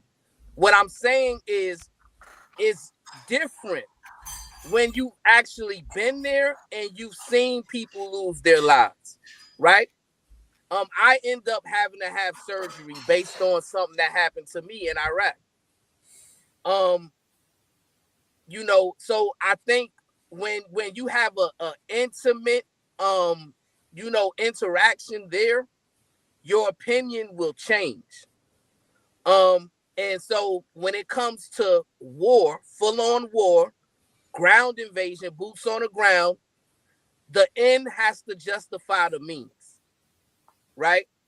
And to me, if this escalates into that, that's going to be very problematic, and it's not going to go the way that people believe it's going to go, and lives are going to be lost that shouldn't have been lost, and it really was no need for it to be lost, right? And it will make us weaker, right? Because I think Kulu does have a good point when he says, hey, if we are engaged in these operations and we're losing equipment, we're losing bodies, we're losing financial resources just to implement this regime change that may or may not work, right? That's also going to facilitate China getting stronger, and things of that nature. So we got to think about that. That's why I said execution matters. Right. And what I'm saying is, if you don't have the right people, making these decisions and planning out these operations and considering all pros and cons, then the operation is not going to be implemented well. So let me ask you this question. Are you going to ask me a question and then start talking again when I start answering it? No, sir. And I apologize. Right. I apologize if you felt I did that. Do you believe that we currently have the right administration and that has the right people in place when it comes to that war room that can implement a strategy to your liking that you would consider a success? I put a lot of faith in Rubio, and that's the only person I have a lot of faith in. So I hope that he has the majority of control. Yeah, I have a lot of faith in Rubio. And what makes you think that he's gonna be the one making the decisions and pushing the buttons? I think that I don't know if he is. That's why I'm saying faith. That's what faith is. You guys should know, right? You just have faith in something you can't prove. But anyway, I digress. No, I just have a lot of faith, and I have hope that he's the one that's has the stronger ear, or the ear more than anybody else. Yeah, and I don't think that's enough to put lives in danger that don't need to be in danger. Yeah, if you're asking me if I think they should put boots on the ground or just targeted airstrikes, like you said, yeah, I'm all for targeted airstrikes. I don't want boots on the ground, generally speaking. Now, you said would I support it? It depends on the execution, the plan, and what they come out with.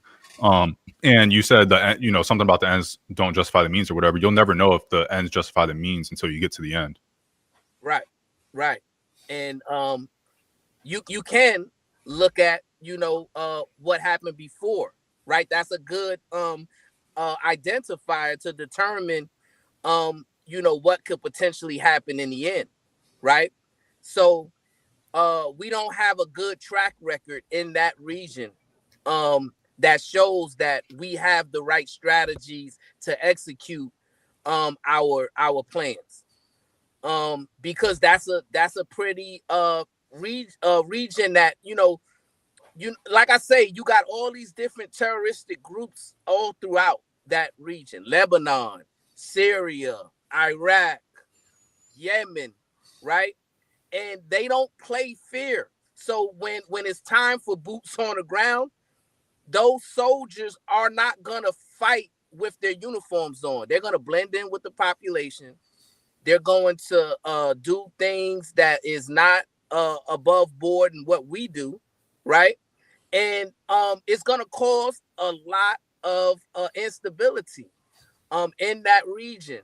And to me, it has to be a perfect execution, a perfect strategy, and a perfect reason as to why it's necessary, right? And we haven't heard it to this point, and I don't think they're going to tell us anything that's going to suggest that it's a necessity.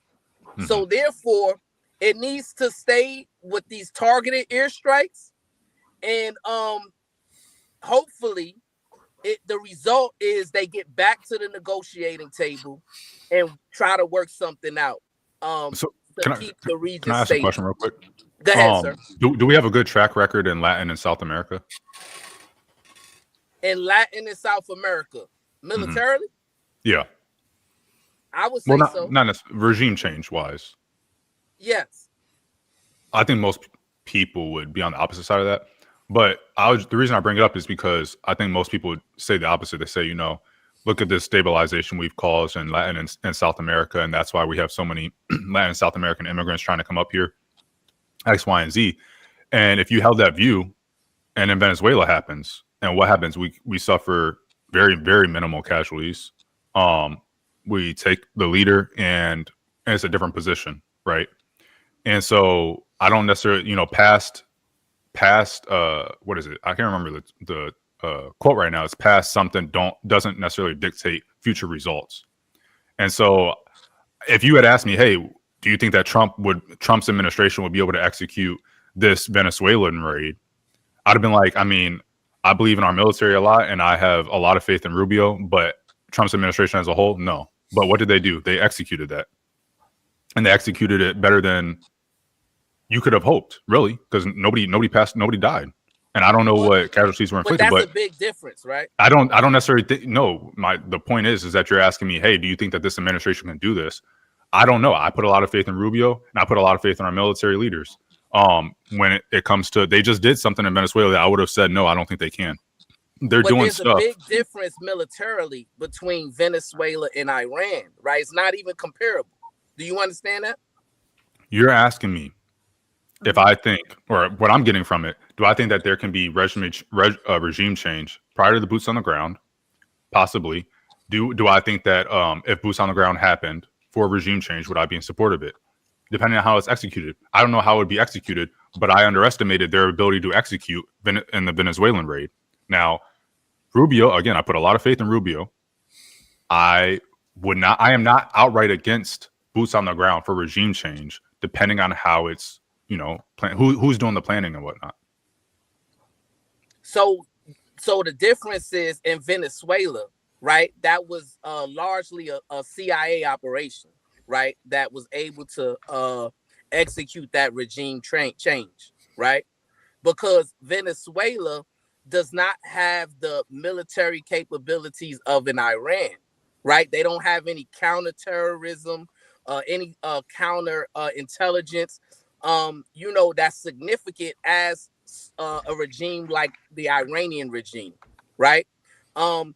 Which is why if it's going to be a regime change, I don't believe that we have the capabilities to undergo a regime change without a significant military operation, right? Because Iran is set up completely differently than a Venezuela, right? Which is what happened in Iraq, right? Is a better comparison because they wanted the regime to change in Iraq, right? But they couldn't do it with the CIA, right? They couldn't say, okay, let's do it with the CIA and then we can get the Delta Force, a little small portion of the Delta Force in there and we can get it done. That wasn't possible, right? And it's not going to be possible in Iran to do it that way either. So, we can't look at Venezuela as and say, well, okay, we can do the same thing. No, that's why we have to look at it from a logical perspective in terms of a significant military invasion. Is that worth it just to execute a regime change that will or will not work? But right? We don't know if the regime change in Venezuela is going to work out yet, right? We know Maduro was a problem, right? So we got rid of him. But whoever we install there, we don't know if that's going to work out. We won't know that for years, right?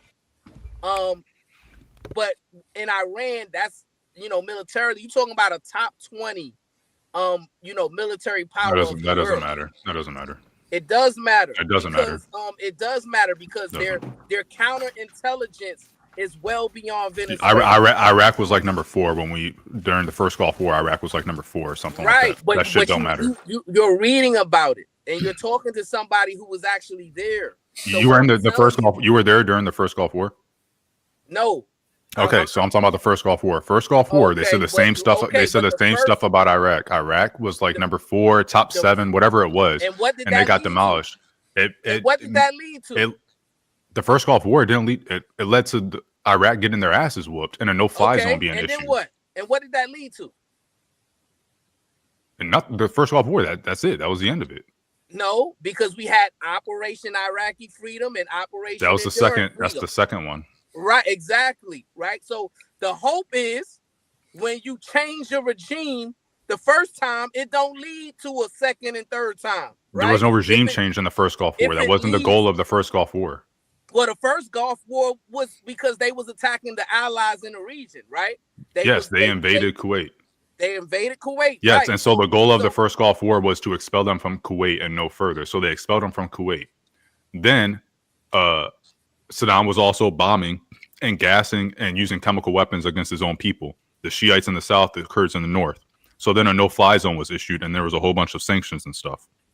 So that stuff did work because Iraq, you're saying, oh, well, they're a top 20 military power. That stuff doesn't matter when the difference is Jordan versus a kindergartner. It does. Because historically speaking, when we look at military confrontations, specifically with the U.S., in a conventional warfare setting, which is what we're talking about, because you're saying military versus military, not guerrilla warfare. The U.S. military overwhelms the other military's capabilities within the first 30 days, and then it's a non-issue. We did that in Iraq. Then stop bringing up Iran's top 20 military because it doesn't matter. But the reason why I bring it up, AR, because there was significant loss of American troops. So that's a problem for me, and I don't understand. Okay, why so that's a what big is problem for you. significant? So I think our differences is that you have your opinion, it seems, is that military casualties or losses need to be 0 for it to be a success or a shining success, and mine is it can be a non-zero figure and it still be a shining success. No, so mine's is it can be a non-zero figure if the end goal justified the means, and the end goal, the end goal up to this point hasn't justified the means because Iraq is still a country that is very destabilized. Okay, how old are you? I am over 40. Okay, so you wouldn't really be eligible for the draft. If China were to work against us, like if we were to get into a hot conflict with China, who right now this day, who is going to come to the support of China? Probably Russia. Is that it, or do you think Russia's sphere of influence is also going to back them? I'm as significantly probably only Russia. Okay, hard disagree, but my view is that Russia's sphere of influence, so that includes Iran, that includes Iran's proxies, what's left of them anyway, are also going to come in and create North Korea as well as another one. They'll probably start causing issues with South Korea. These areas are going to, that was nice timing. These places are going to cause issues. They're going to, North Korea is going to. Obviously. All right, Brownsville. But you asked a specific question. All right, and I'm going to elaborate. So that's great. I'm going to elaborate so that we're on the same page. It's not possible for Iran to come to China's aid, right? Okay. Did Iran come to Russia's? Did Iran come to Russia's aid? No, not. Yeah. Okay. So where does Russia get their drones from? They get their drones from Iran. Yes. Okay, so they came to their aid. But not. Well, if you're gonna count that, then yes. Yes, I'm gonna count that. What do you mean? Right. That's aiding. That's aiding. I'm thinking you're talking bodies. No, I don't care about bodies because technology is a multiplier. So if you're getting drones from Iran, that one drone can take out 5 soldiers. It's a lot hard. Whatever. And the point being is that when I look at the situation and I'm trying to do 20 years at minimum, another 8 years because I'm about to be at 12. In that 8 years, it seems like we're going to be in a hot conflict with China. Do I want China to have more allies that can help them or more adversaries of the U.S. that will help them? Or do I want them to have less? I want them to have less. So you're assuming that we we will come out of that Iran situation unscathed, right? And I don't think that that's going to be the case. I think a prolonged conflict in Iran is going to weaken us militarily for any operation in the near future with China. That's what I think you're not calculating. No, I understand that, but I'm not going to calculate something that hasn't. So there's different ways to calculate it. I can say, hey, in this scenario, we in a prolonged conflict with Iran is going to cause issues with us confronting China. I 100% agree. Right now, what we're doing is targeted airstrikes, which is also not. If China were to pop off right now with Taiwan, we're in a weakened state on various reasons, and us using munitions is part of that. We need to recoup the losses of the munitions. I think the Defense Production Act should be invoked, but it doesn't matter. My opinion, again, we're going to be if we're in a hot conflict with China, I want them to have the least amount of people to help them as possible. But you're projecting again, right? So but what I'm saying is, when I said that any prolonged military operation in Iran is going to weaken our ability to seriously confront China, you said, well, we can't use that logic because we can't foresee, like, when are we going to have to battle China or whatever, right? But then you're also utilizing that same logic to say, well, the reason why I would support an ongoing operation in Iran is to weaken their allies. Yes. All right. So let me just jump in with a couple of cash apps. I got a couple of questions. Okay. First question is America untouchable is the first question. And the second question is America really in danger or is it about greed? AR, would you be able to answer those two questions? Yes. Just real quick before I forget. When we did the Venezuelan operation, you can go back and look at articles. China's delegation had went to Venezuela the Friday that weekend, the Friday or Thursday of that weekend. They were probably still there when the thing happened. Fast forward to Iran, this Iranian operation. Guess who's talking to Chinese delegates again about buying hypersonic anti-ship missiles? It's Iran. So yes, these things are connected. Don't say they aren't, because they obviously are. And if you don't recognize that, that's something you need to go research. But I'm telling you they are, and you can see it you can read it in the media. It's very obvious. Now the first question is America untouchable? Is America untouchable was the first question? Yes. I mean, as untouchable as Mike Tyson was in his prime, you know. I think like there are certain things that we should speak out against. If it's not in the best interest of the U.S., you know, and whatnot. This looks like AI. I didn't mean to distract anyway, I don't know if that's real or not. But okay. What was the second question? Is America really in danger? Or is it about greed? Why has it got to be like answer in it? danger No, or greed? no. You know, just answer the question. question. I don't think Brownsville. Who are you? My fucking caretaker? That's an F-bomb, by the way. I don't think it's about greed. I think it's about national interest. Send your money. Pay your money. Send your $2. I still got my 50 that, you know, from a week ago. So I got $48 left, I guess.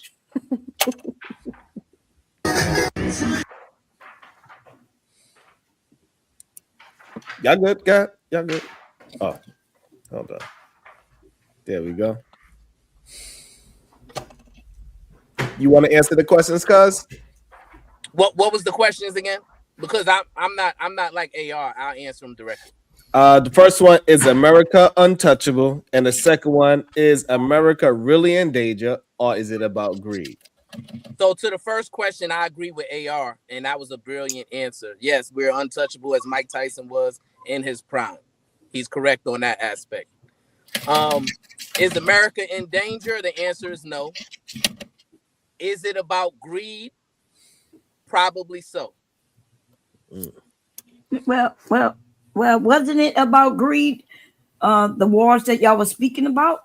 We wasn't looking for weapons of mass destruction that was made up for greed. And now we know that we have a president who is greedy and don't care about America. So I don't.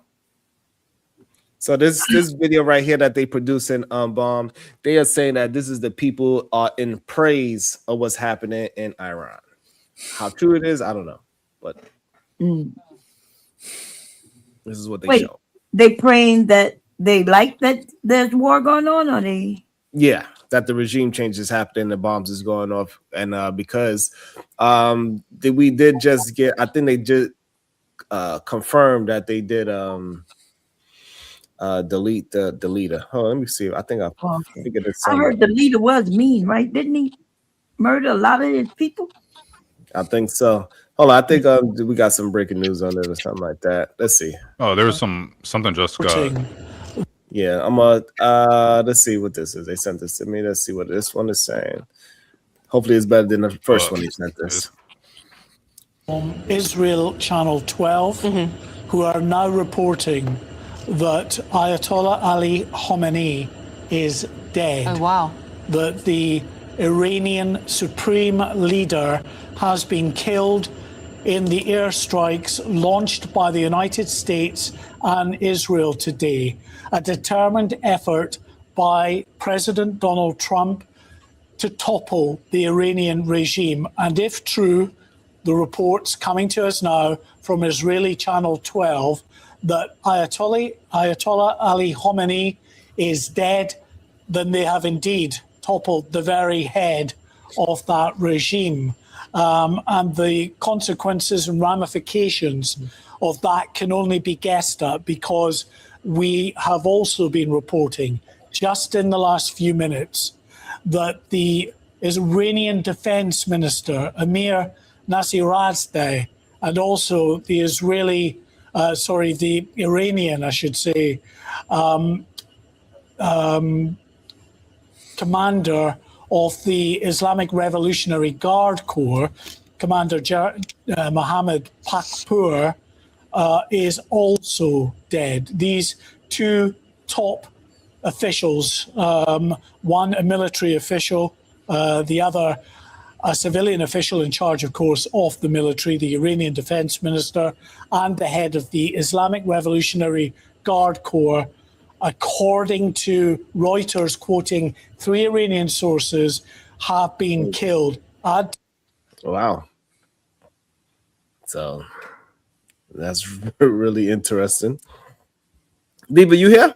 Let's see if Diva here. I'm not If sure. ends justify the means, then the end was reached. Damn. Shout out to Cloudhouse ENT. Drop KT. This man just talking the talk. It is $20 to drop somebody, so you need another 10. How much to ban AR for the day? Just the day. This dude is tripping. Let the civilians speak about it.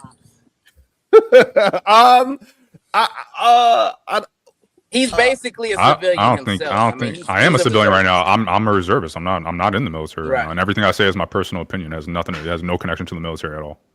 So Right, how yeah, much yeah. to kick Queen, AR he's for- basically a civilian. How much to kick AR for the day? I don't think it should be possible. I think I should get that treatment that Mr. Four Corners. What was his name? Damn, Four Circle.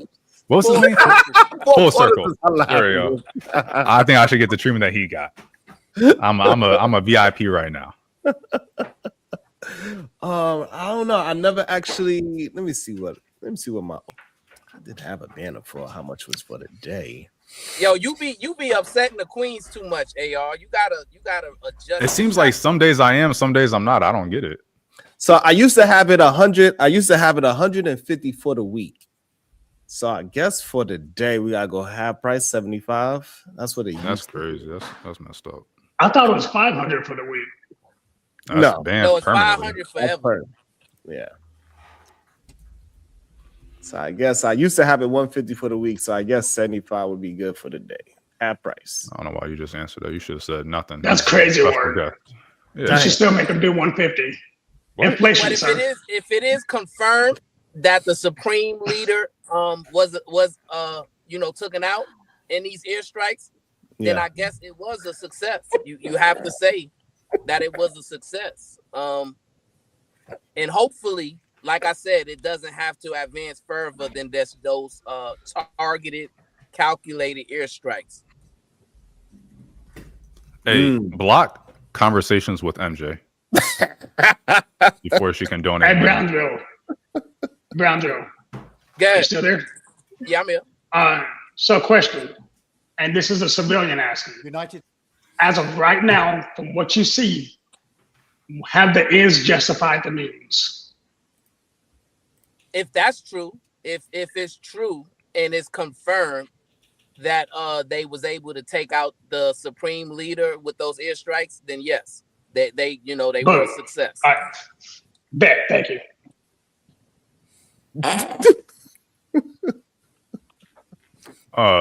That's crazy.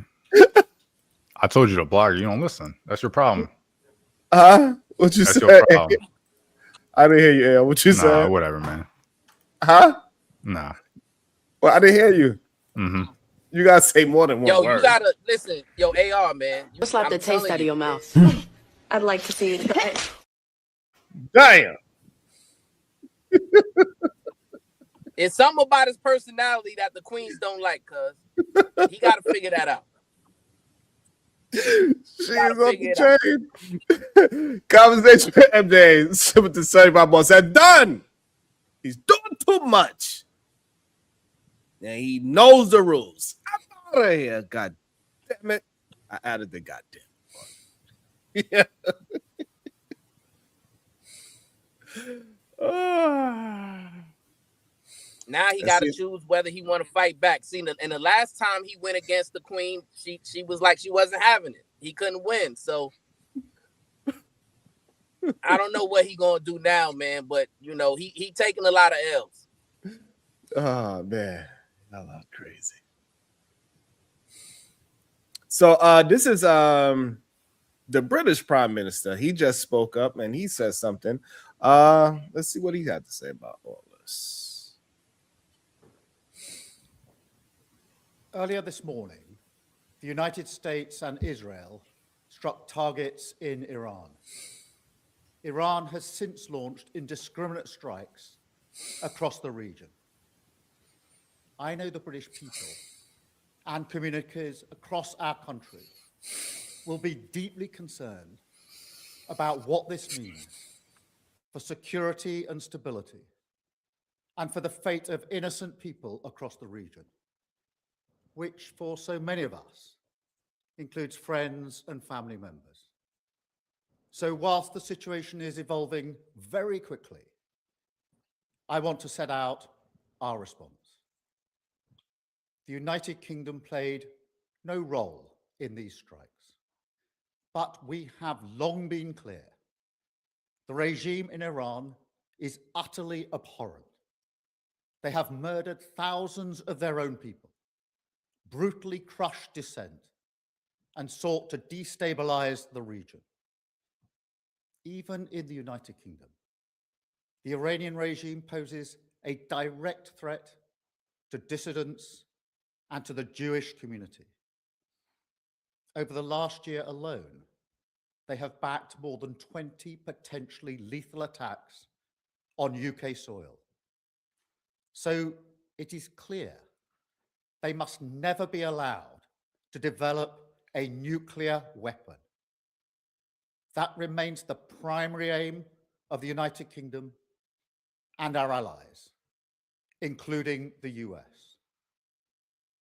I condemn Iran's attacks today on partners across the region, many of which are not parties to this conflict.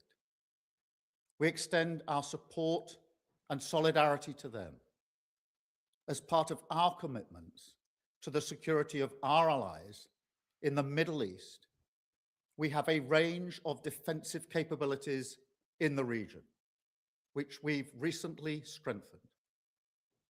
Our forces are active, and British planes are in the sky today as part of coordinated regional defensive operations to protect our people, our interests, and our allies, as Britain has done before, in line with international law.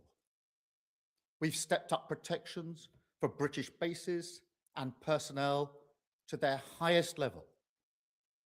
We are also reaching out to UK nationals in the region and doing everything we can to support them. I've been speaking with leaders today from the E3 and across the region. It is vital that we prevent further escalation and return to a diplomatic process. We want to see peace and security and the protection of civilian life.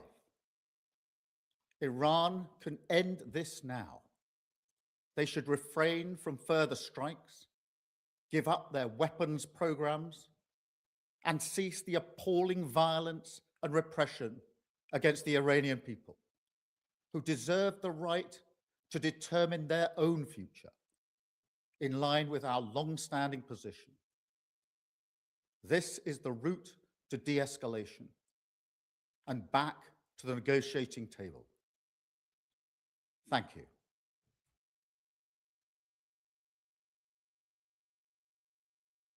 That was pretty good. That sounds like a real politician, goddamn. What's your thoughts on that, Bomb? That was pretty good.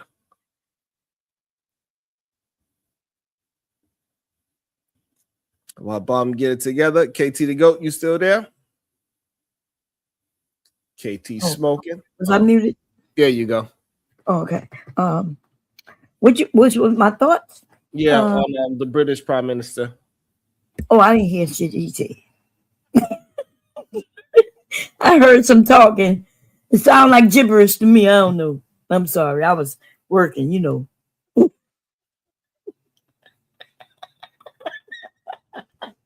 What did he say?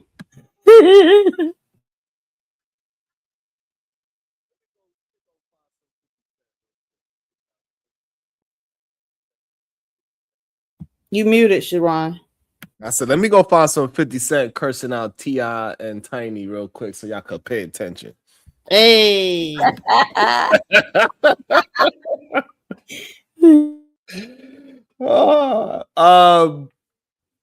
Pretty much he said he's with the US and Israel because Iran be doing a lot of criminal activities. They've been killing a lot of people. They beefed up security around all United Kingdom on all their different bases around the world, and they're gonna do whatever they need to do to protect their allies. They got airplanes up in the sky, and they're gonna do what they got to do.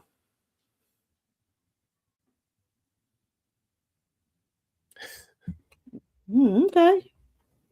Standing 10 toes down. Okay. They kick your asses. Yeah. Oh damn! I do find it. Hey, Iran. I don't know what's gonna happen with them right this. Oh boy, you still didn't pay your $2. You still didn't pay your $2 for saying the F-bomb. Yes, $2 per F-bomb per N-word. Why you looking like you confused, like you didn't know that? Pay your money. Pay your money. Yeah, we want to see your $2. No, $2. I got $2. I got $2. Send it. Send it $2. We wait. We'll wait for you. Yeah, Bomb, what you over there sewing?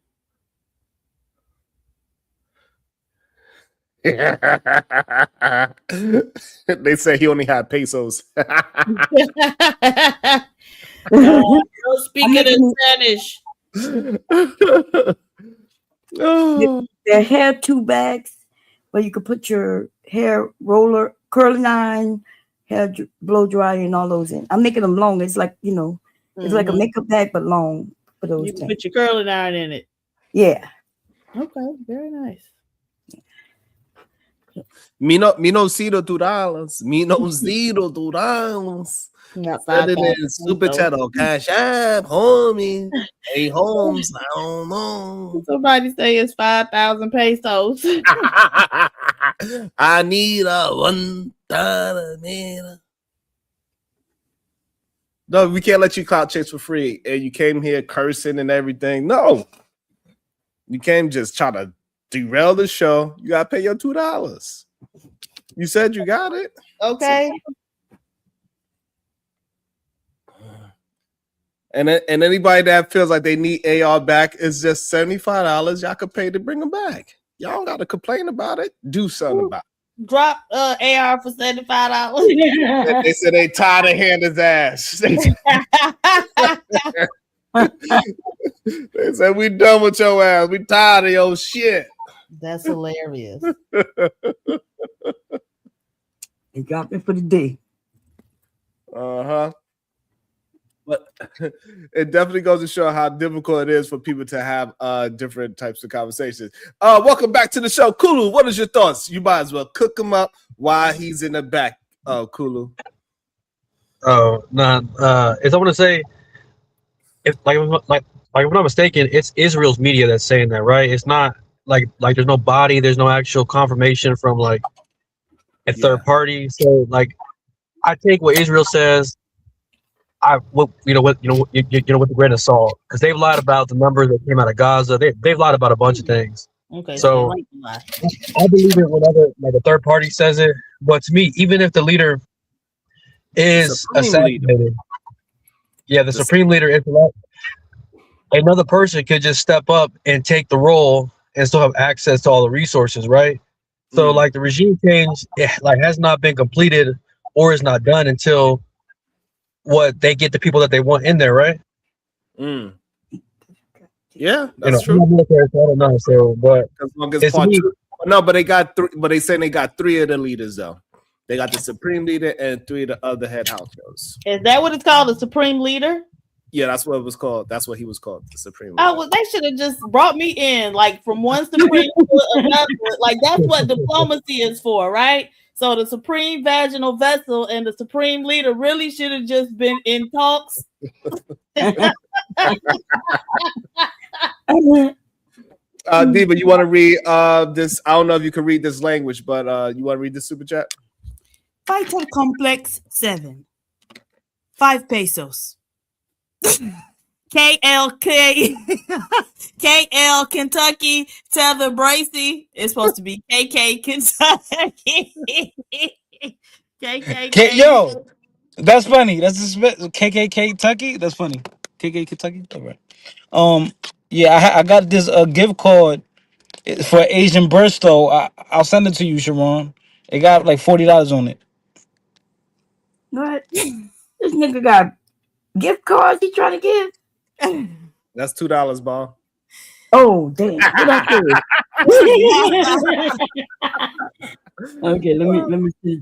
Fighter, what's your thoughts on this whole Iran war? I don't know about this one. I'm going at war in my own life right now, so I don't know about foreign wars. You know what I'm saying?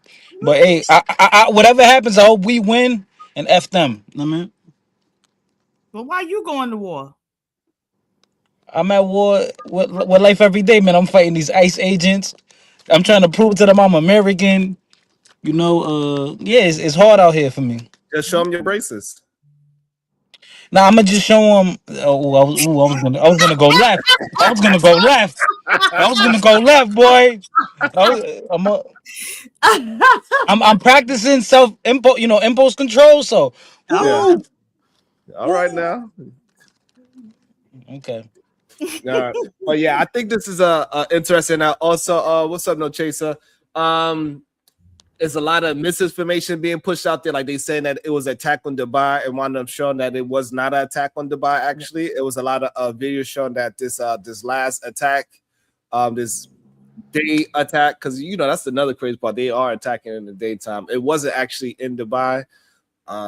So they confirmed that it wasn't in Dubai. They're not evacuating the Burj Khalifa or nothing like that. So Sharon, can you inform me just a little bit, real quick, why they're doing this?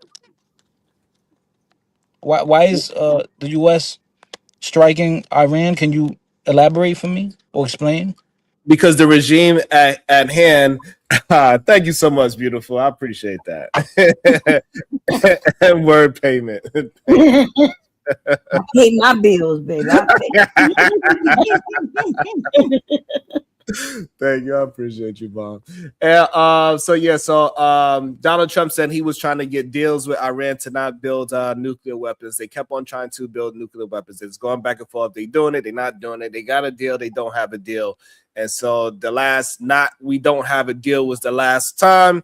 And then so Israel and US put some airplanes up in the sky. And instead of BOB, it's BOI, bombs over Iran instead of bombs over Baghdad. Okay, got you. All right. Out there, song. Yeah. Okay, got you. I mean, we can have the Blix. Y'all can have Blix too. So I get it. I understand. It's a threat. Okay. So you support the U.S. strike on Iran? Yeah, because I live here. They say we're going to Dominican Republic next because we're gonna put a stop to what they're doing on that island.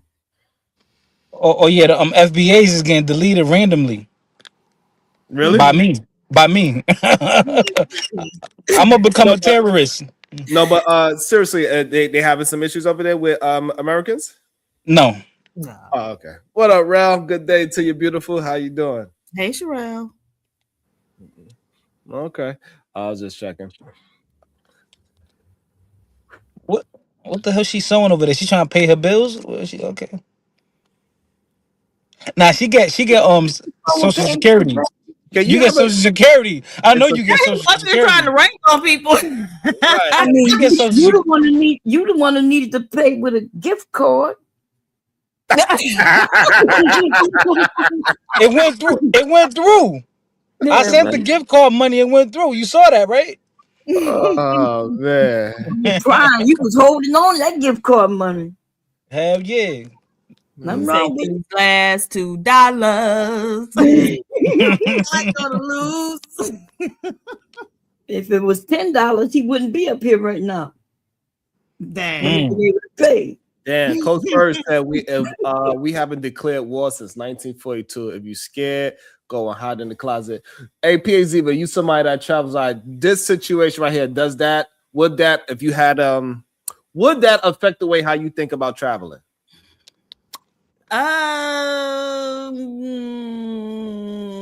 Not really, just because I travel to like black places. Okay. So if you travel to places like Thailand, Japan. I have been to Asia. But I probably won't be back in Asia unless somebody like invites me out there. That's the only reason I've been to the Asian countries I've been to. No, okay. Okay. Because they also bombed I seen somebody sent me something about they bombed an airport as well. I couldn't find out what airport it actually was. So I was like, I don't know if I want to put that one out. Yeah.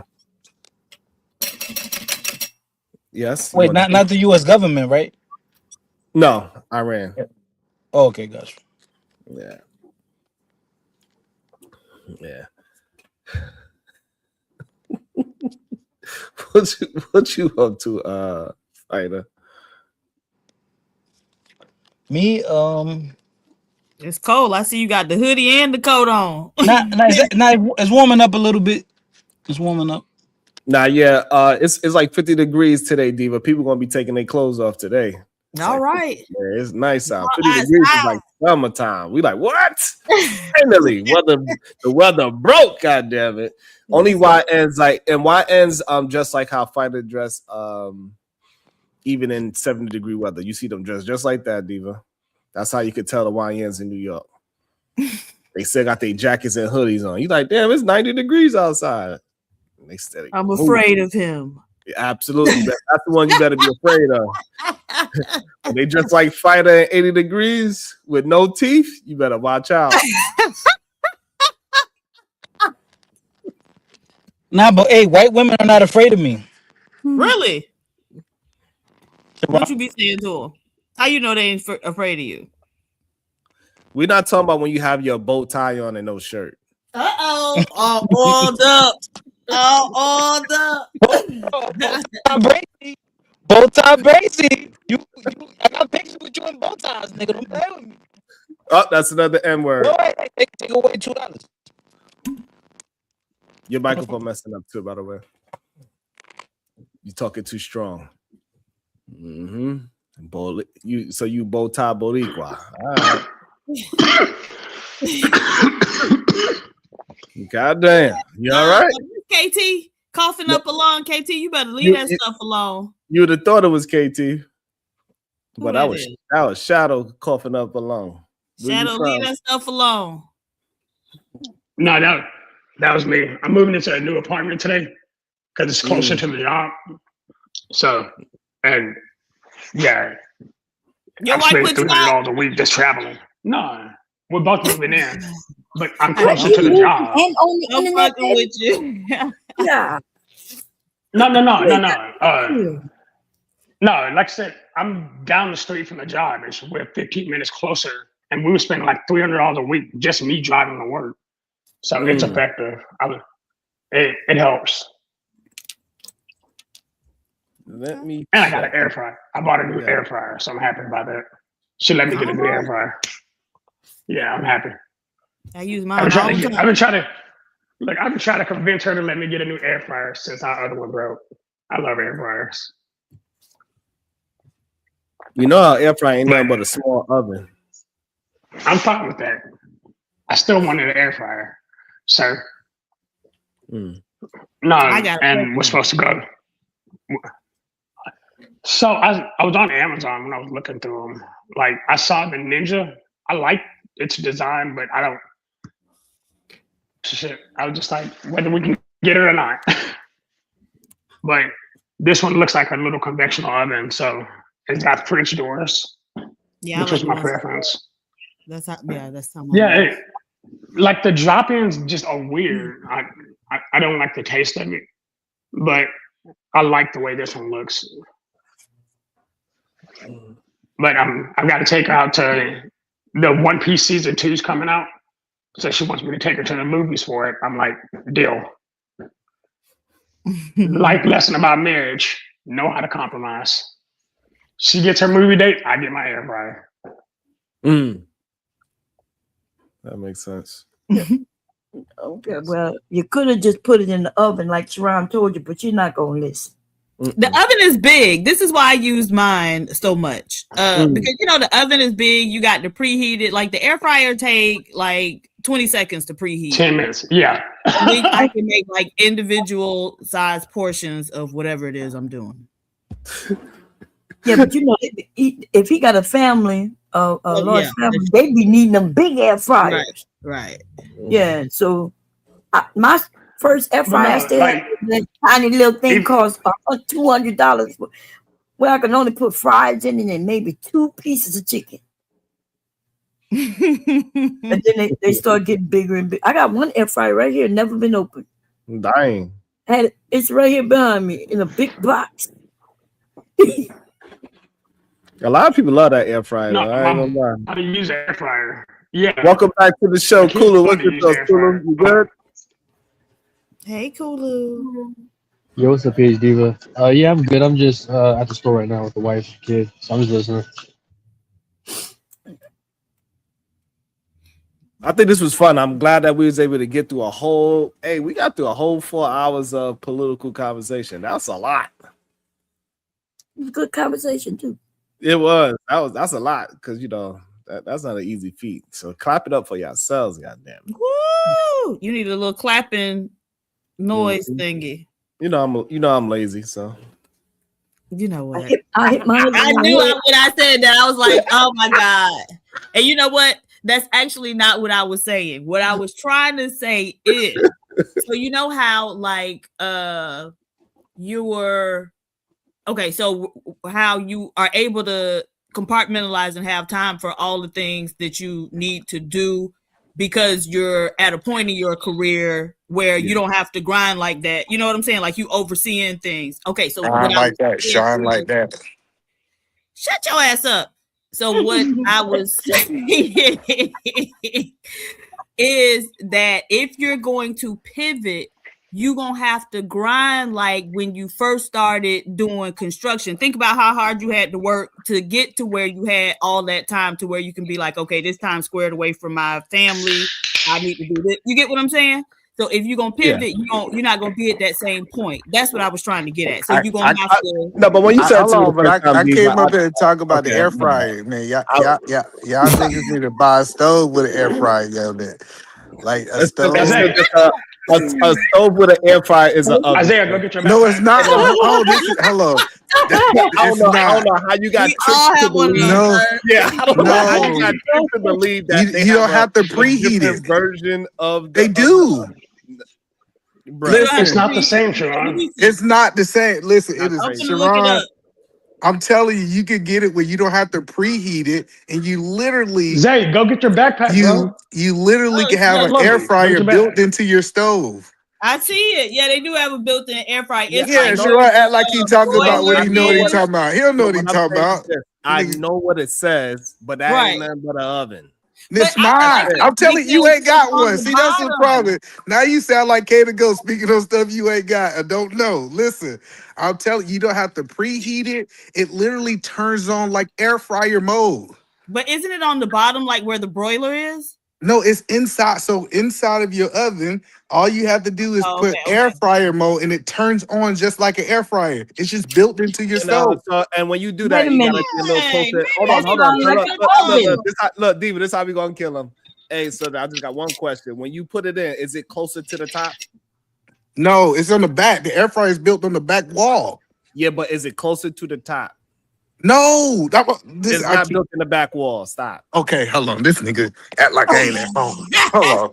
That's want $2. my $2. And I That's want my $2 $2 too. Go ahead and show the back of the walls. Yeah, he gonna go show me the back of the wall. That's $2, VB. I give him Y'all told me $2. this like Let me go see the back of 4 the years wall. ago when I had to get a new stove. The hell is that? Say you sorry. Yeah, say you sorry. Say you sorry. I ain't Send said my I'm sorry. I don't $2. know what that is. That look like a damn fan to me. Exactly. So it is an oven. It is an oven, and it has a fan in it, and he thinks That's that all. makes it something special. That's a damn fan. Boy, if you sit No, your fan down, what you think I you bet is? you won't show me your fan. Show me the fan you got. See, this, you not watching. Listen, I'm telling you. If you don't sit your son down, what you think you is? I'm telling you. I'm telling you, You still Sharon is hating because he talking. ain't got no fan in his oven? Yeah, he ain't got no fan. He still got to preheat his oven to warm his chicken. And he gonna talk about. Well, a microwave with a fan in it is called a convection oven, because that's what a air fryer also is, a convection oven. So they get trick it, but you I'm by saying, hold on. putting that fan in there so they can hurry up and get the heat to travel quicker. But it's still an oven. It even tastes different. Hold on. Okay, I get Food what does you not said. taste different. It does taste different if it's in the air fryer versus the oven. Yes, if you don't Baby, use. go get your stuff in the room. Now you're good. All right, you right. Yeah, You right. I definitely forgot. It definitely You tastes got an better easy in the. bake oven, It tastes Eve. better in the oven. Stop. That ain't nothing but an easy bake oven, they said. It's okay. I got. Y'all, I bet you my oven costs more than they whole appliance in their kitchens. Hey, the easy bake Goddamn. ovens made I some bet good you ass don't. brownies. Hey, you know they do got some crazy. You know they do have goddamn stovetop ovens that's like 200,000 to 300,000. To do what? Yeah, they do. They Cook do. your They food. do. Hey, Hey, so Sharon. the Hey, stove Sharon. cooking your food for you, right? You don't have to do nothing but just put the food Hey, in there. look, hey, Diva, Hold on, not only, Sharon. hold on, Sharon, not only that it don't cook for you, probably in the first month you're gonna be burning all your food because that's how effective it is. And you know the funny part about it. Cooks food so much fast. Sorry, E. It cooks food so much faster. It is the closest thing you can get to a professional oven in your household for family cooking. Wow. And it's the funny, healthier, hold on right? one second. The funny part about it, my wife that heard me talk to you, Lee's over last year. She said, "Show him the picture." She said, "Show him the button." She never took these conversations. She haven't commented on nothing. When you start talking about her oven, she said, "Show." Your "Show that fan in the back of that oven." Nope. She said, Yo, I got air fryer in my stove, baby. Bracy, would you say that the air fryer is healthier too? No. Nope. It's healthier. It's not neither. It's not better or worse. So why you can fry with it with no? Well, I mean, if you get oil? let me take that back. If you get the cheap one with the plastics that's not made for that kind of degree of heat, then yeah, it's unhealthy. Well, no, but it's cheaper than actual grease frying. I think if you compare apples to apples, if you go fry healthier, not cheaper. Healthier. So wait a minute, because I'm not sure if you know though, but people still fry their chicken in the oven. Yeah, I've done that. You don't need grease to fry chicken. So if you're talking about, is it healthier than frying chicken in oil? Isn't that baking? Yeah. No, you use You got to use yeah, like you got to understand. Hey, Bob, he grew up on shaking Look. bake. This how crazy. Hold on, you know how crazy it shaking is. bake. Hold on, Either man. He literally got an air fryer that he don't put oil in, and he's talking about isn't that bacon? Hold up. Actually, you know what? I'll take two that. together. He said, That's "Goddamn." Hey, so I this didn't air even fryer. put two and two together. You got that.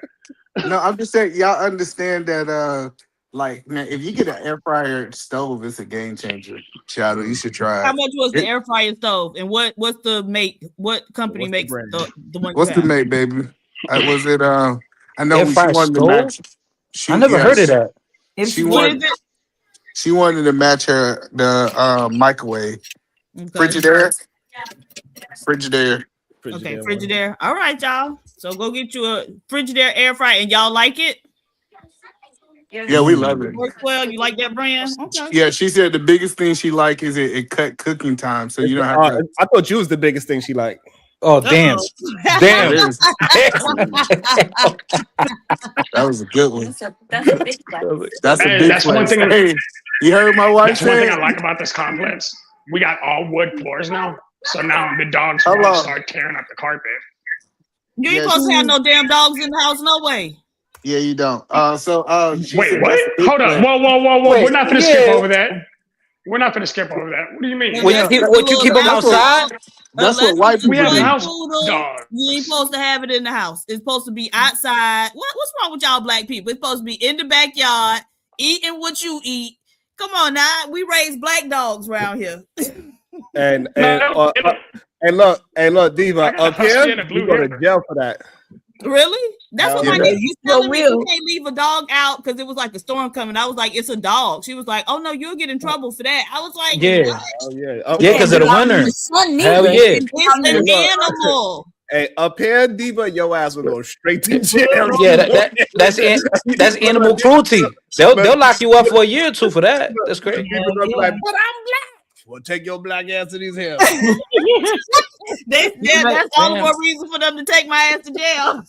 Diva, in the sun, down south, we have our dogs outside. Up here, if it's hot, that dog better have access to indoors. Okay, Are you it cannot be outside. Oh yeah, you'll go to jail. The only time you And can so let now the I'm dog looking down at outside, all Diva, is springtime and the fall. Like you won't really get in trouble. But that summer and that winter, your ass going to jail. So y'all be having them dogs in y'all house. Now I'm judging all y'all. That's why I won't. That's why I had to get a dog with. I'm not that they eating at have your no- house. Right, That's why right. That's why I got a dog that don't have no fur because I can't deal with no shedding or no hair. Nothing. Because the real issue is Karens will call. That's the real issue. They will call on you. Yeah. That's what I think we can increase our net worth by all the black people get rid of dogs. We can increase our net worth by at least $500 million. Hey, look, y'all can say whatever you want about the dogs, but look, all I gotta do let the dog outside, let the kids run around. Somebody strange come, that dog come, baby. Out. They see my dog, they walk across the street, all that. Oh, I got it. Listen to what Sharon is saying. golden He doodle. said he ain't to provide. Protect his dog to protect it. You gotta watch him. You gotta watch Hey, him. look, he did that one time. I was saying because my dog is like jet black. You cannot see it at nighttime at all. And so I'm sitting on the porch where the dog could just run down the stairs because I got two sections, right? Anyway, so this drunk dude came and trying to walk up the stairs. I mean, he was lit. My dog went flying. But I tell you, he says I sobered up so quick and started running down a block. Yo, hold on. That's interesting, Sharon. Dog owners who think shit like that is cute and funny. Absolutely. And Diva, look, whenever I walk my dog, I never put it on the leash neither. See, and you'll be the one I'll be cussing the fuck out. Yeah, Sharon, that's very interesting, yo. I don't see dogs get shot for that. Second fighter. Look, not only that, people like, oh, can I pet your dog? Do it bite? I say, ain't never bite me. Okay, that's the right answer, right? I don't know if it's gonna bite your ass, Yeah, but no. it ain't never bite me. So I don't know. Just like if you touch me, I don't know, I might hit you. So you pet my dog, it might bite you. I don't know. Sharon, yo, bro, that's so interesting, right? That you only choose black when it comes to dogs. That's interesting as fuck. Yeah. Okay. How much is that? Yeah, he horrible at jokes. He be. I didn't say anything. What? I know you thought, I didn't say anything. Hey, dude, he thought that was gonna land. I didn't say anything. What? He thought I didn't curse. You did. I didn't curse. Nah, he didn't curse. Absolutely, you did. I didn't He did. curse. He said that What? word. You said the F word. What? You said the As F F, word. he said. Natasha Vincent, member for 1 month. Welcome back. Proof men in this space don't support each other. The Rims have let Fighter walk around with a mustache that doesn't connect on one side. For shame. They ain't correct him up. Yeah. Yeah, you said another F bomb, Coco Loco. So, But yeah, dog, put the dogs out the damn door. Hey, listen. After a couple years, your dog is family. That goddamn, know what you talking about? People gonna be crying. Ooh. I bought a little dog for my oldest daughter. When that dog died, everybody's boohooing. Oh, I remember when I walked up and he died. Have you seen those videos of the black people saying like they got a black dog? They raise the dog know it's in the black household. Oh, yeah. Certain things that the dog know not to do. Absolutely. You saw that woman. That woman. I could be this close to my dog's face. It know better. I'm like, Right. hey. That one where the woman said, "You don't know why you got the attitude." And that dog went and closed that door behind himself. My dog is a female too. She be having an attitude. I tell her to do something. She's like, she be complaining. Anytime I tell her to do something, she complain. Always talking back. She always talking back to me. I'm like, God damn. Yeah, no. I would get like a little like a toy poodle, because those are really cute. Yeah. But you know the thing. Huh? That's why I got the golden doodle, because they got hair, so it Mhm. don't shed. That's why I got that kind of. Yeah. But you know, they just always want your attention. Like I would have a dog like maybe one day out of a week. Mm. And Yeah, a then- doodle. I mean, if you guys, it'll follow you wherever you want to go. Yeah, that's Like- what I'm saying. I don't I want you out of my face. Bed with you and sleep with you. Yeah, Right, no, I don't but want they none of don't, that. they don't be in your face like no. The dog doesn't. She would jump on the couch, but she won't jump on the bed or not like that. She know better. She got her ass. Well, you know what I mean. I watch what I say on the line, but she don't not. Oh snap! Mike Vick in this hoe. For years, raising it in a black household. she know where to go, where not to go, right? So, but like if like she just your best friend, like she don't be in my face. Like wherever I go, as long as I open the door, she rocking with me. She'll go anywhere with me. I don't even gotta tell her nothing. I don't gotta pay her no attention. She just go. Hey, So I only just- pulled up to tell Diva, hey, we losing recipes. You sound just like my grandma. Like when you start talking about these dogs ain't supposed to be in the house. Keep them in the backyard or in the basement. Yeah, we Right. lose the recipes. Right. Hey, look, no. It's not supposed to be in Don't the house. climb your tail up on my furniture. None Right. Now we got to fight. We don't got the same dogs like I used to have back in the days. Back in the days, dogs was they was uncouth. Our dogs is couth now. Okay. of that. Yeah. Shout out to you, you bougie Negroes. Yeah, we give them bad. Diva talking about you want a whole poodle. That's expensive. Hey, my wife been begging for like a I don't know, toy whatever poodle? them little dogs is. Yes. Like, that's a no go. Or like a Maltese or Yeah, little yeah, dogs that's a are no-go. adorable. And look, the poodle they super dope, but those are really high maintenance. Like that haircut is like $300. Yeah, I ain't doing none of that, man. My dog haircut is like close to two. And then I would Look- want my look, dog I'm dyed purple.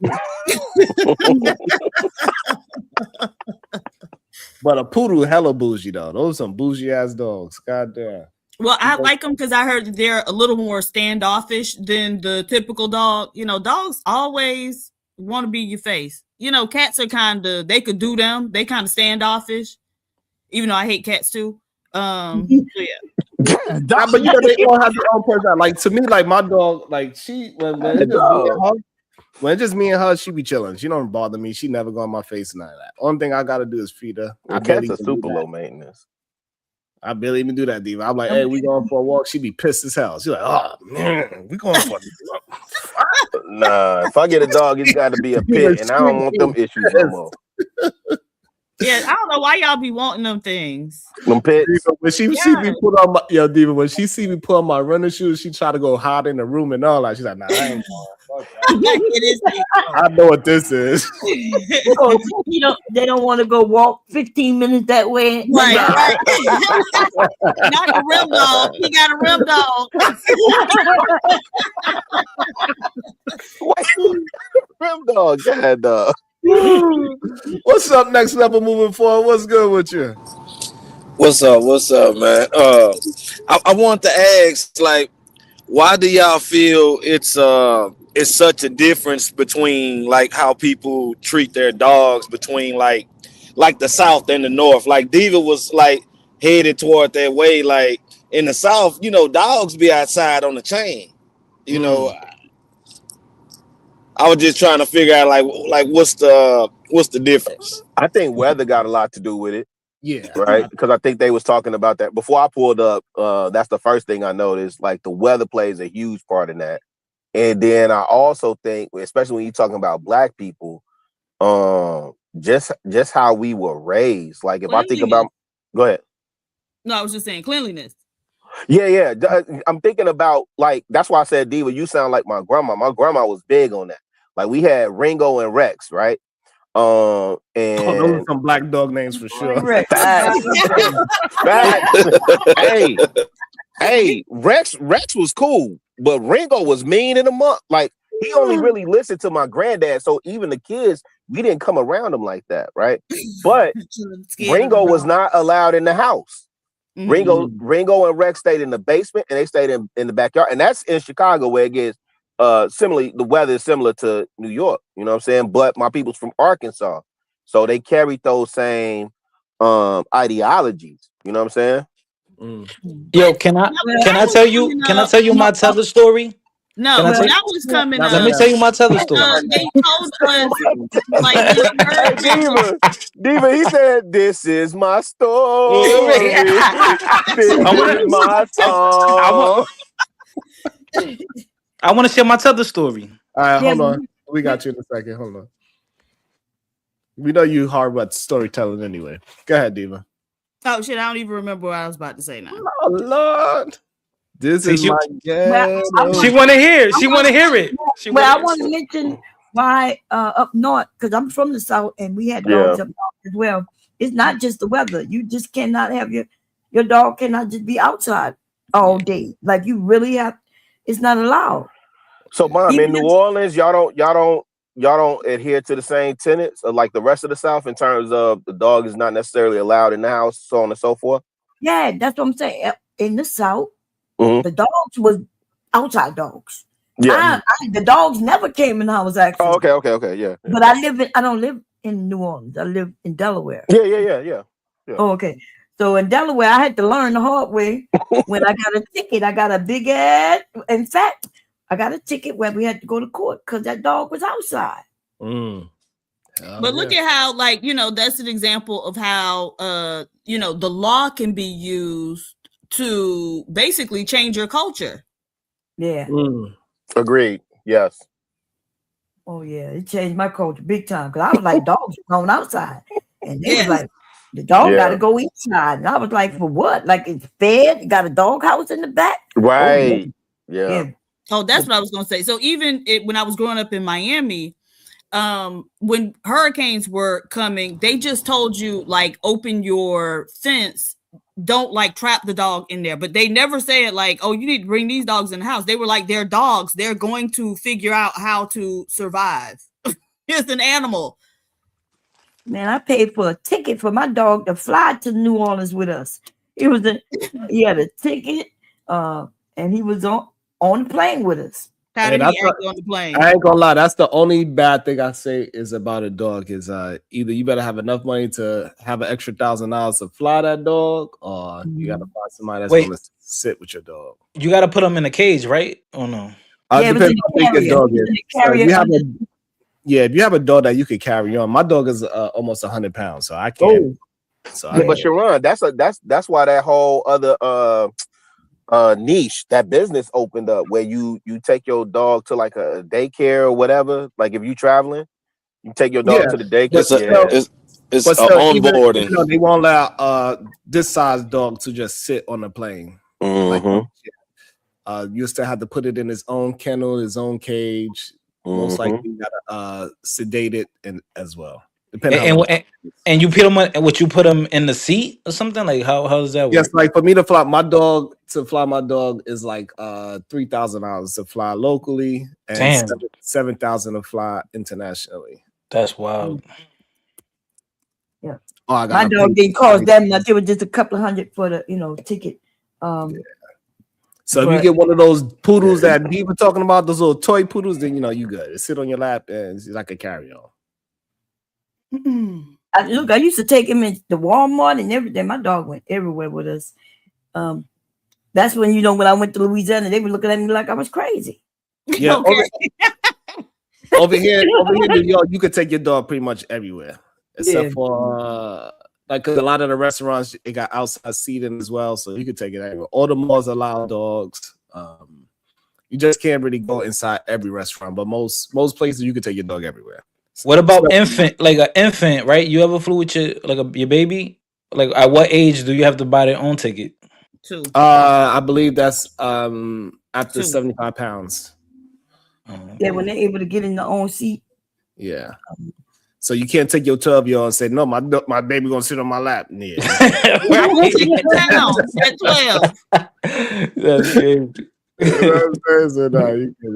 You know, my kids used to eat for free, you know, up until they was like 16. I'll be like, they just 12. Absolutely. Hey, look, that's another tradition that's still passed down in my house too. I'm like, hey, I know I told you we don't lie, but your ass is 8 years old today, all right? Hey, I gotta send you this. What's the name? I was thinking about I don't know why this popped on my timeline about the small hats that are using the system. You and MJ have talked about it extensively. I gotta. Oh, I know exactly what you're talking about. Upstate that New York. expose. Old boy did and he did the one in New Jersey. I said, now I usually say SAL. Sharon always lying, right? I had to switch that one to SNL. Yeah, man. Like they don't. It's crazy. Like especially when I did the work in a community, I really seen how they was moving. I was like, hey, no. I don't want to go into it here. I'm gonna just send you the video, Sharon, because they demonetized it. They took his Patreon from him. The dude that's doing the video. They took his Patreon. Yeah, they demonetized the video and took his Patreon from him. Yeah, you can't do no like really public speaking on those type of people, like from a negative point of view. But he wasn't even doing it from a negative. He was really just laying out what is. And he was talking about like how can you afford a family? These people are proud to say, like, I got 7 to 8 kids, right? Yeah, it's real big. It's real big. And they are real big on not getting jobs and really correct because they taking advantage. Somebody do work. It's the woman. Yes, they be sending the women out to work. Yeah, they said that too. Because the men are real big in our religious practice. They really doing that. That's what. Hey, man. Now would y'all call that smart or would you call that lazy? Right, we can answer that question, but Diva, how do I how do I get accept? What I gotta do to you have to grow out your beard, number one. Okay, but then you're gonna have to perm the beard. And I gotta do grow out, right? And then you're gonna have to get a little small barrel curling iron so you can get your temples together. Okay, and then after that, you won't call me lazy. Yeah, no, you're gonna definitely be lazy because you're gonna start sending Anya out to work. You're gonna pump up with a bunch of damn kids like they do. You're gonna be one of them. Sheesh. And you know what's crazy in that that segment, Diva? All I saw was them talk. They ain't talk to no females. All I saw was him talking to men, and they was standing on business like, yeah, we're studying. And we send the women to work. Yeah, we getting that Section 8. Yeah, we getting that because the government said. God, dog. Hold on, Shicey being messy. Is this true, Fighter? Uh-oh. Did you make a song about me? Fighter? No. He denying it, Shicey. Stabber in the back. Yeah, he's definitely a backstabber. Yeah, nigga, I'm Spanish. You know we play with knobs and shit. Well, you see, I saved you from saying the N-word, stupid self. Machete. And knife. Oh, she said she literally just seen the song. Is that PhD Diva behind that profile? Why you lie? Why you making songs about me? What'd I do to you? You ain't do nothing to me, brother. You a good brother. So why you making songs about me? About whether that's a projection? That's on. No, I didn't make a song. I don't know what they talking about. Sharon, what if it's an uplifting song? You know, But we know what Quavo Dolces like to uplift. So. Ay. He love you, Sharon. I love you. Like Barney, I love you, like that.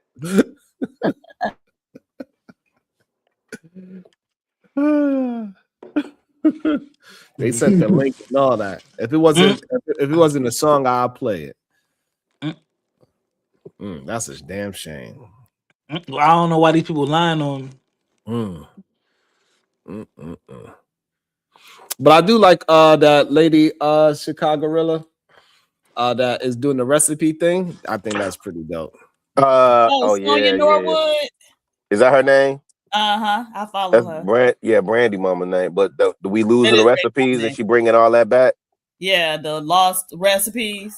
And the production behind it, damn, like she looked good. The camera, everything was great. Yeah. Hey, Diva, you know what pissed me off? My grandma is 86, so we making plans for her transition at this point, right? Honestly, right? And my sister, I argue with my sister all the time. Like, we ain't get the goulash recipes. We ain't get, my grandma had the last recipe to be my cheesecake, right? That's important to me.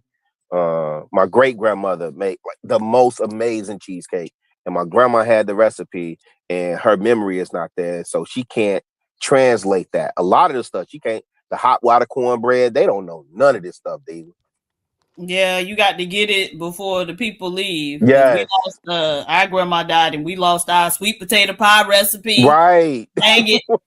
And people don't even know, like, that's essential. Like, well, not essential, but it's specific to our. No. I'm saying it's specific to our families, right? Because your grandma say, no, put a pinch of that. She'll say, put a pinch of that, or pinch of that, or dash of that, and it's like, wait, is it a cup? Is it a half? You don't know because you wasn't with her in the gym while she was cooking. You know, so yeah, I love that series, Sharon. I'm probably I'm saving them in a file, and then I'm gonna repost that all year for baby. Chicago-rilla, I love how you're part of the community. You always outreach to your community and everything. Out here in I don't trust it. Golly. What? Why you? Come on, man. Nah, I'm not going anywhere left. So out here, you know, in Hartford, Connecticut, you know, is the insurance capital of the world. No, was it Hartford? What? Hartford, Connecticut. Okay. Yeah. You know, I was so Hartford, Connecticut, right, is the insurance capital of the world. That's what it's known for. But they also have a dark side. You know, it has the inner city was a black and brown, community. It's really dangerous. A lot of gangs and stuff, a lot of drugs. And there was a man, well, he's dealing with mental illness, and he had a knife in his hand, and a police officer clapped him down. He's still in critical condition, but there's protest. So I'm about to go over there with my camera and everything. I got a Sony A7 IV, and I'm about to, do that for the content. You know what I mean? See what the people talking about. So I care about my community. It was two students recently, right, in Connecticut. Yeah. That was yep. Yep. So what was the other one? The other one was a mental health person as well, correct? I think that's what people are saying. It was in a home, actually, in the apartment complex. Yeah. Yeah, I was, because sometimes I'll be seeing I've seen the stories that you talk about. So that's good. You're gonna go and actually do some in real life. Content, yeah. I'm gonna ask the people, what do they think? Was that right? Was that wrong? Like, it was what would you do if a man welding I see why you have such a difficult time in real life content. Why? Because you can't get a full sentence out. That's why they be walking away from you. Interrupted me. What would you do if a man welding a knife approached you? What would you do? I'm going to ask certain questions like that, difficult questions. Well, Fighter, do you think it's the same as asking a civilian what they would do versus what a trained professional is supposed to do? Exactly. I mean, so that's where it becomes arbitrary. Yeah. There's a lot of gray area there, and That part I that's don't think is gray area. Hey, Fighter Complex, I got a question for you. How did your bootleg of the stand-up comedy of Corey Holcomb do? How did that do? Because you pretty good at that. I liked when you was sneaking and bootlegging people's it went viral and I got paid for it. Nice. Oh, good. But they snatched the video though, yeah. No, but guess what? You got it back? No, YouTube still paid me for it though. Oh, okay, got you. Salute. Yeah, they took the video down, but I still got the payment.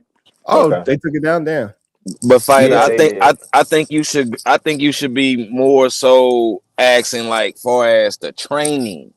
Not like what would you do for us the training, because from in my opinion, I think when it comes to mental illness, a lot of cops aren't equipped with that, type of training. You know what I'm saying? To handle, like, you can even go to like the Sonya Massey's and things like that.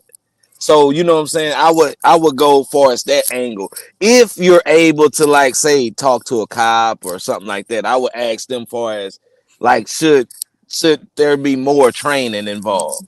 Yeah, but MF, but you know what they're gonna respond. Hold on, Fighter. And speaking of mental health, how do you fight your mental health issues? Oh yeah, me dealing with like CTE. Oh shit. Okay, so because I'm a boxer, so I deal with CTE. So and then I try to compare myself with others. Okay, let me compare myself with the average American. When it comes to vernacular, comprehension skills, vernacular, all that good stuff, right? And then when I compare myself to you, I'm more articulate. So I'm like, oh, I'm doing good. I'm doing good. Because if I'm Fighter, are you dealing with CTE in real life? Like, I know you box, but I'm saying, are you saying you deal with that in real life? No. That's the accusation. No, when you're a fighter, that's the accusation they throw to try to belittle your opinions and your statements. I understand there's a tactic. So I'm like, okay, so I'm gonna make sure I'm very well versed and well read. And Sharon, remember that you wrote a book? Sharon, remember you wrote a book? And there was someone who, you know what? Forget it. We ain't even gonna go deep into that because that would be gossiping, right, Sharon? If it's not true, then yes. No, because that's not the definition of gossiping. It is when you talk about rumors that is not factual. That's not the definition of gossiping, bro. Okay, so tell me the definition, Mr. Well-Read. The definition of gossiping is speaking about something that doesn't pertain to you. No, that's not. It could be true or not true. When you're speaking about someone who's not there, it could be true or false. It doesn't matter if it's verified or not. It doesn't matter if it's positive or negative or neutral. It's still gossipy. You're an informant. You're a YouTube informant. But it's okay because you're doing it for entertainment, views, and dollars. I'm not mad at you. That's the business mind. I'm not mad at you. You got to do what you got to do to get that. Okay. You got a family to feed. Okay, I'm gonna prove you wrong in real time because you that. Yeah. All right. That's crazy. My perspective is wider than your fucking forehead, bro. You cursed again, by the way. I'll send you $2, nigga. That's another one. That's $4. I'll send you $4 because you need it. Okay, thank you. So let's read it. Gossip, casual or constrained conversations or reports about other people, typically involving details that are not confirmed as being true. So yes, it does have an effect if it's true or not. All right. What do you know? What typically means? Damn, you dumb as hell. Do you know what typically means? What that means? Típico in Spanish. That's usual. That means it's usual. Right. Okay. So it doesn't. So still, even if something is true, you can still be gossiping. Even if something is true, you can still be gossiping. You're talking about them. You're giving your opinion, your 2 cents. You're dropping the link for other people to come up and give their ideas on it. So when we're talking about Donald Trump, that's gossip. It doesn't matter just because he's popular or celebrity. If you're going into his Oh, you got to personal, answer the question. If I'm talking about Donald Trump, truthfully or not truthfully, is that gossip? it can be. You are dumb as hell. You're dumb. I can't even. Okay. Hopefully, you got enough clout chase for the day. Maybe you can make another song about it. No, I don't get it.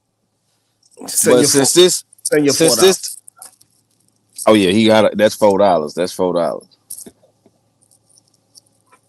But since this the last day of Black History, I want to I just want to give I want to big up you really from for your post, day in and day out, you know what I'm saying, enlighten the people on things that people may not know. I just want to, big salute you for that, Oh, that's And love always. you been getting some dope numbers off of that too. And you know what's in? Dang, I gotta have this conversation with you on the other side, Sharon, because I'm nervous on that because I heard something about the numbers increasing off the back of shorts, and I'm really, I ain't no content creator, bro. I'm really only trying to advance the conversation, right? And I'm just looking where I get traction. That's why I'm gonna post, because I see like. Say like that freestyle between James Brown, Bobby Blue Bland, and BB King. That one got crazy numbers, but people don't even know they was on the same stage together. And James Brown was sitting up there like a little kid, but he was cold as hell. You know what I'm saying? So yeah, nobody care about what Rick I think the problem is they gonna eat a man. We ain't talking about food right now. All I'm saying is I'm not finna stop. I'm posting all this is Black History Year.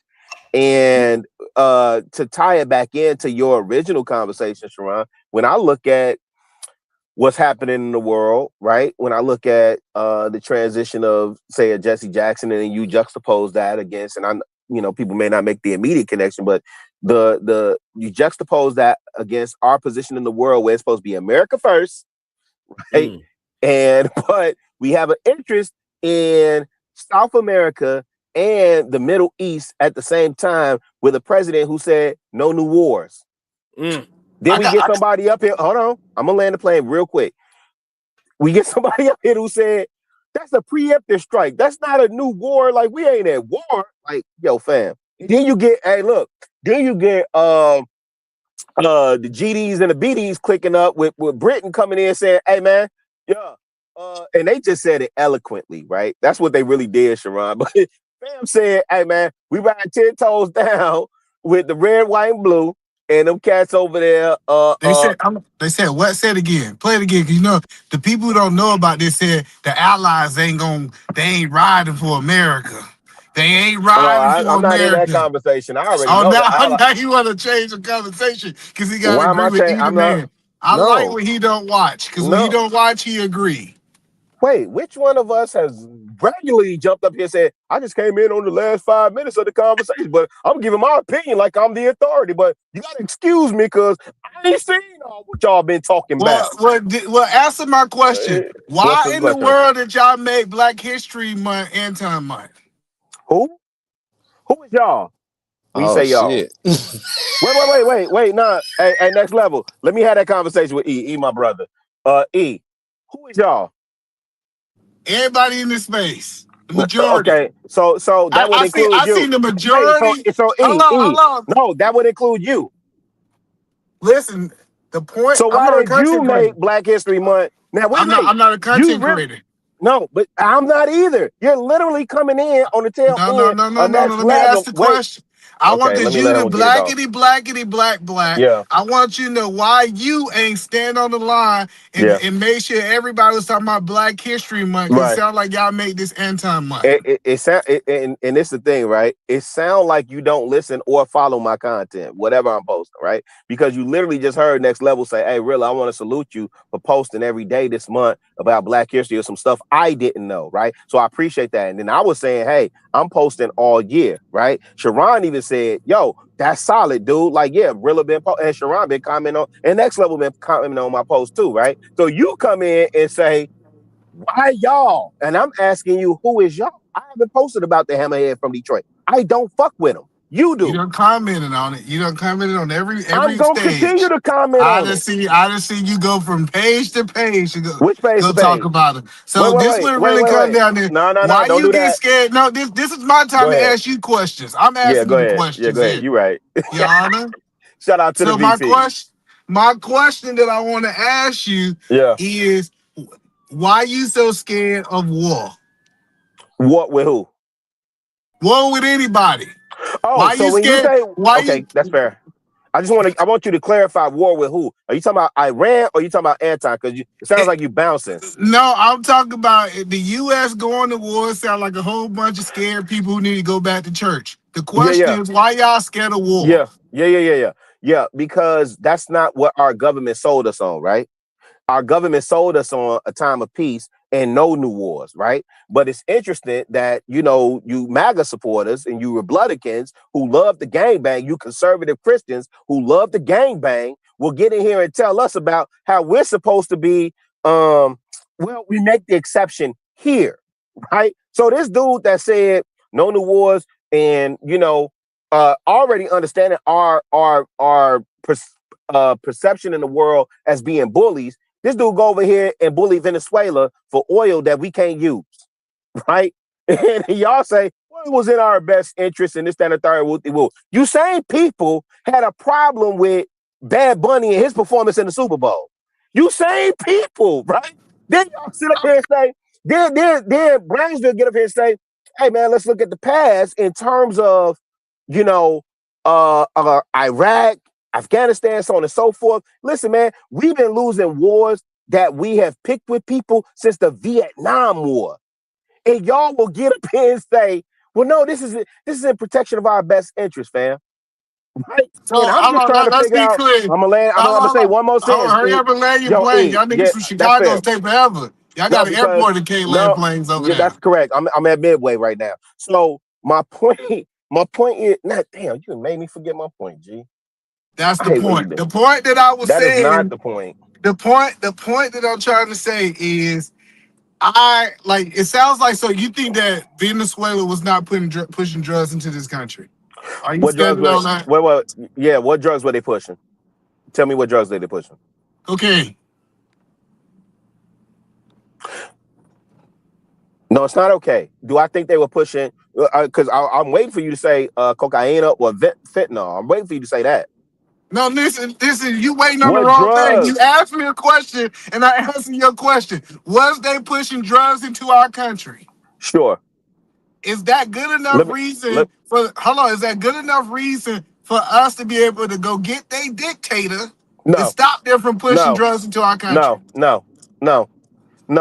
This nigga don't care about the black community. He keeps talking about he care about the black community, and then he say, let the drugs keep flowing. He the same one that Sharon, get on I his hope you let this play out. This crazy. Listen, this the same dude who get on his soapbox and be like, what's best for the black community? You know what really took us out? The crack era. When they was bringing this crack in, this what put us in a bad situation. And then as soon as somebody step up and say, you know what? We gonna go ahead and make sure we start getting these drugs out the street. Nah, I don't like when he did it. If Biden would have did this, we wouldn't have heard from Chicago really. He was like, look at his president. This is crazy.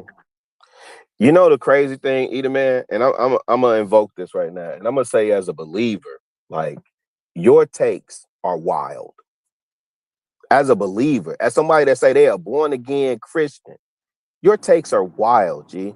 You see that? He gotta attack me. Listen, he gotta attack my faith. He gotta say, because I assume that's what leads. No. I'm not attacking your faith, brother. I'm assuming that's what leads your ideology, which will make you comment that way, right? Whatever would make you say, here go the blackity black, but he said since the Venezuela, we wasn't attacking Venezuela for no doggone drugs. What are you talking about? They went in there and the people and Exxon and whoever else said we can't do nothing with the oil. What are you talking about? So this is the point. Now he said he can't believe a believer pushing back. Listen, I'm gonna listen. Y'all got listen, Chicago Rilla. Yeah. He just said you talking about. I'm calling him blackity black, and That's what you did. he's attacking my spiritual wall. Why? Listen. Hello, if you really listen to what he said, he What did said, I say? "Hey, you trying to do this blackity black conversation and say I'm blackity black, and you did the same exact Now, thing you know what's with my crazy? spiritual wall." Yeah, you know what's crazy? Now I'm a believer, right? I'm a believer. And what's crazy is you would duck the smoke on being a believer and try and flip the and you did this like 3 or 4 times in this conversation. When have I ducked the I'm gonna smoke say to this, being eat a a man, eat a believer? man, eat a man, eat a I just man. asked a question. No, When have I ever ducked the smoke to being a Eat a believer? man. No. In your eyes, since you've been here, when have I ever? I want you to answer this question. You're ducking it now. Like, No, I'm not. We're here. and He brother, said, and I am listen, and let me ducking tell you what a you do. conversation that we're What you having in real time. Can you we make are this up, having a Sharon? conversation. Yeah, please clip it up. Do whatever you got to do. This is what happens in real time with you, E. And it's crazy that I'm experiencing now. We start in one place because I've seen you do this with Brownsville. We start in one place and then you flip it and move the goalpost, and it's like, wait, how did we end out all the way in left Hey, field Sharon, when we I'm were just undefeated. here? When they start calling other people names, listen, this is the Now this same thing joker say happened I'm with Kaden undefeated. Ghost. When they This start is the, calling other ladies people and gentlemen, names, this is the that means that entertainment I part of got the him on show. the ropes. I got him on the ropes. He ain't ducking right. You got to get out the way, Chicago. Eat a man. Yeah, you're right. Eat a man, you got it. You are the expert in all things.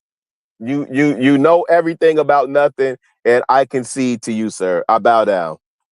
That's all you had to do 30 minutes ago, and we could have went back to the conversation. Yes, sir. You're right. My apologies. Sharon, you can take back over. Go ahead, Sharon.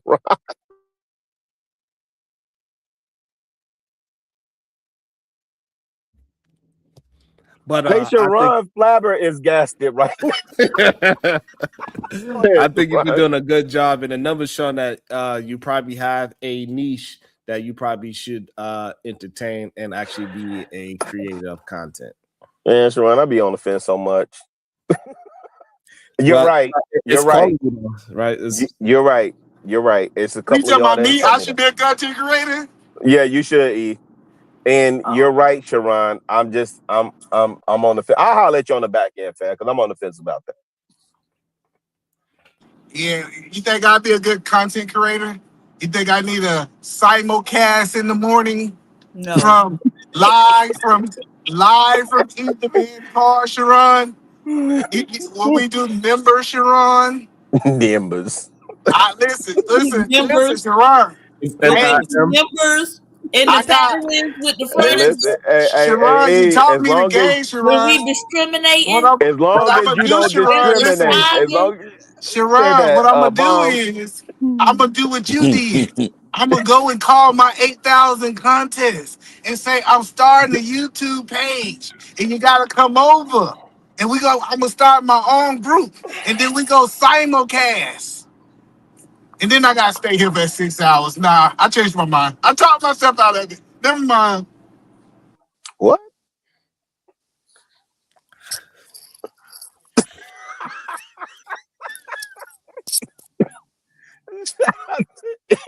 I don't want nobody in the audience to get it twisted. E. I love E, man. That's why I don't know if he ATL. He keeps saying Georgia, so I think he outside of ATL. That's my brother though. He's Savannah. He definitely got to be Savannah. Oh, Yeah. Savannah. He deep Georgia somewhere. Yeah, he deep. I don't know if he actually, but he deep. Hey, you got ATL Georgia. He deep Georgia. Dang. He know that. When they burn crosses on their house. I didn't know that. Wait, Macon, Augusta? Oh, Macon, damn, that's the hood right there. Yeah, that's where Jeezy from. Not making the hood. Yeah, making the hood, boy. Valdosta, Diva. Maybe he from Valdosta. I don't know. Anyway, Valdosta once. Hey, anyway. Yeah. Either man come off like somebody from like a little town in Georgia, not like a city like Atlanta. He do kind of seem like a little Augusta-ish too. But he said he went to UGA too, so that's in Athens. That's all the way up north, right? So that's when you get, UGA is a research school, but it's also Hey, where them boys at? You know what I'm saying? Where they ride with the pickup trucks and the I would say Kanye's, but he don't speak no English. No, so. definitely You not heard from me? Kanye's. No, Kanye's is still hood. This is Kanye's still hood. what you call. Listen, Sharon. This Yeah. is what you call gossip in real time. Y'all literally gossiping right now. No, you're Y'all right have no here. idea. We No. having a conversation in front of you. How's that gossip? Yeah, that's not gossip. This is you can gossip in front of somebody. Listen, I don't know why people think that.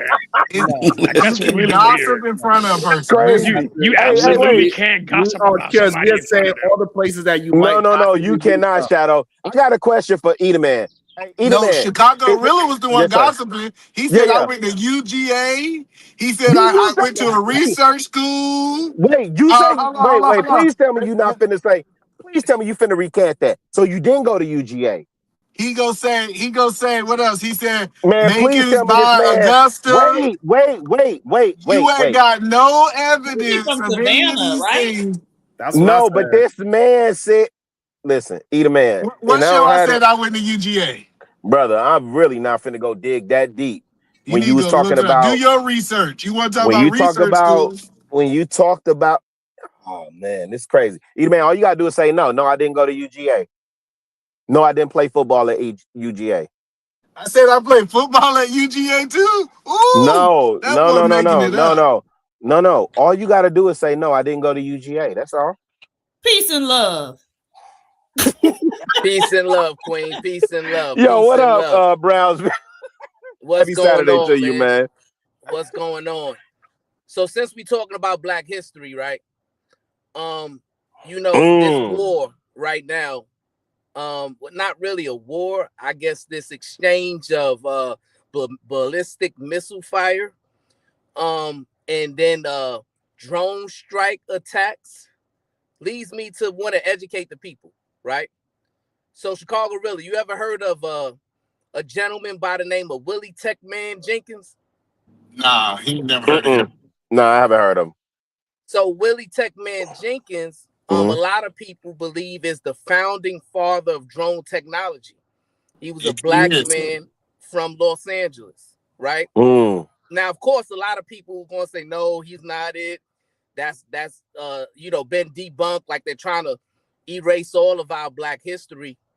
However, I do think that's an important piece to talk about because, part of Iran's significant capabilities is in their drone technology, right?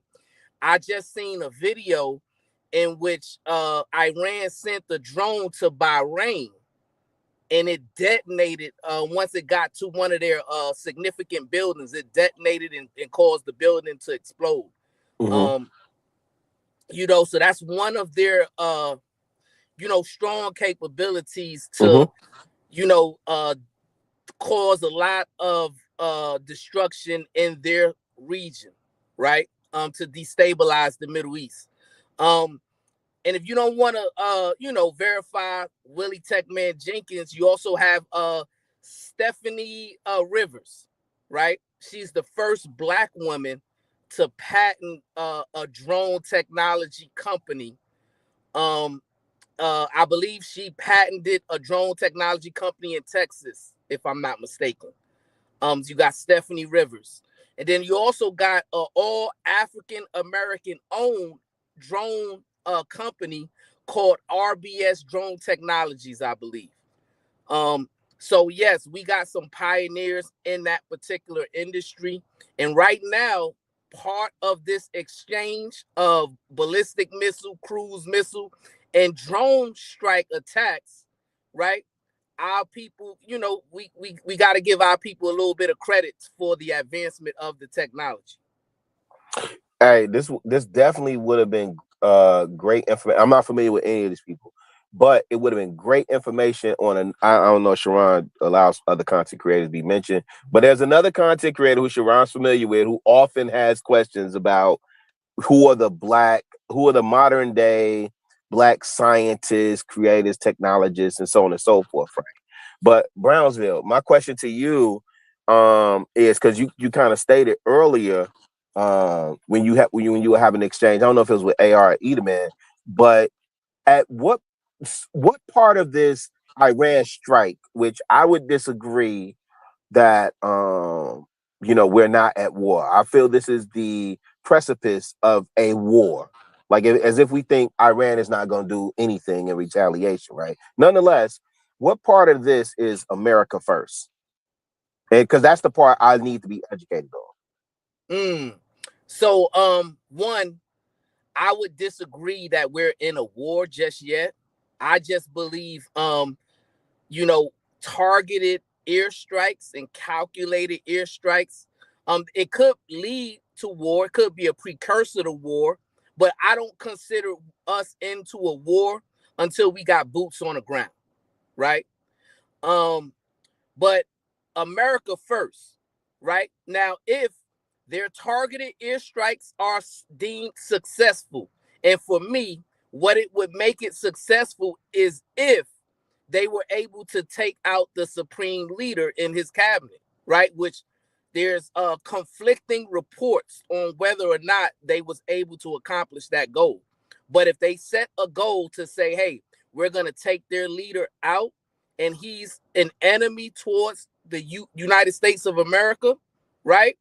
And if we can also weaken their ability to elevate their drone technologies and their ballistic and cruise missile capabilities, then I would consider that successful. However, if those reports aren't true, and if these calculated airstrikes escalate to a full-fledged ground invasion, then that's when I would say we've made a huge mistake, and the end is not going to justify the means. Or if Iran decides to utilize their capabilities to destabilize the Middle East, because they can, right? They, a lot of people underestimate their power and influence over that region, right? They control the Strait of Hormuz, right? Which is a gateway to allowing oil to get to and from the Middle East, right? If they decide to close that, that's going to cause issues both here in the U.S. and in Europe. And also because they have such a large, capacity to strike in the Middle East with their ballistic and cruise missiles and drone technology, that could put our service members in harm's way who are located in those various bases, right? We got bases in Iraq, Bahrain, Kuwait, the UAE, Qatar, Turkey, Jordan. All of those bases could potentially be targets for Iran to retaliate against. So my hope to land it, Rilla, is this. I hope that these strikes will eventually lead to diplomacy, right? Will eventually lead them to get back to the negotiating table and work out some type of diplomatic arrangement that would, not lead us to escalating into ongoing ground invasion. Indeed, but as you were saying earlier, which I listen, when you and AR, I think it was you and AR that were going back and forth about, the first Iraq war, so on and so on. A lot of that stuff I had totally forgot about. I was of age at that time, but I was not politically informed. I think around the first Iraq invasion and all that other stuff, when y'all was talking about it, like I was probably 18, 19, 20, I don't know. How old I was, I wasn't that engaged in it as I would be now, right? But if we use history to inform us about the future and knowing how those people are, right? When you talk about Iran in particular, how proud they are, what do you think the outcome of this is? And then also, just as a caveat also, because the other thing I'm looking at as, L7 squared taxpaying citizen, okay, I heard y'all talking about the thing with Maduro. I 1000% don't. Whatever happened in Venezuela, I don't agree with that, right? But we engaged in this situation with Venezuela. We have this. What's the other situation? Gosh, I know we got Iran now. There was another situation I can't even think of. Greenland. The Greenland is just crazy, right? So now we just bullies. Now we just reinforcing the idea that we're bullies on the world stage, right? Because Greenland ain't, anyway. What do you make all that when you mix it? Because to me, it feels like gumbo. Wait, did Brownsville drop? Yeah, he probably got a phone call. God, dog. Because I really wanted to hear his. I wish Edelman hadn't dropped either, because I really want to hear their perspective. Because to me, if you reading scripture and they talk about wars and rumors of wars, and you got this president up here saying no more wars, and I'm the peace president, and this, that, and the third, and all this is going on. I understand the military perspective. Cool, y'all got it, right? But from the civilian perspective, it looks like the precipice of war. And we see, and for those of us that have seen this with Iraq, and they was making the accusations about weapons of mass destruction. Then you go in there and you don't find nothing. Right. And we see this time and time again. Gaddafi, all of them, right? So true. So Villa. Yes, sir. I'd like to count. Hey, congratulations on your new space too, fam. My bad. Oh no, it's cool. Like, we still got the other house until May, so we're gonna let them finish the score you out there. But yeah, I want to kind of get into you with the civilian aspect, right? But I guess the civilian aspect from the other end of it. To me, protecting our defenses is still putting America first. And I say that to say, yeah, if they just said, well, they're saying that the Supreme Leader's dead, right? If that is true, and right now I have no reason to believe it's not, then to me, we just got a dub. We ended a major tipping point in an area where we need to get it under control. If that's true, I understand. To me, people in the military sign up to fight if the situation arises. We don't have to agree with the situation. And I know it sounds kind of callous, but it's what we signed up for. And unfortunately, if it's to protect America's overall interest at the end of the day, I'm okay with whatever has to go down to make sure that at the end of the day, the 3 kids I have will grow up to be adults, not in fear of being struck down from a foreign enemy.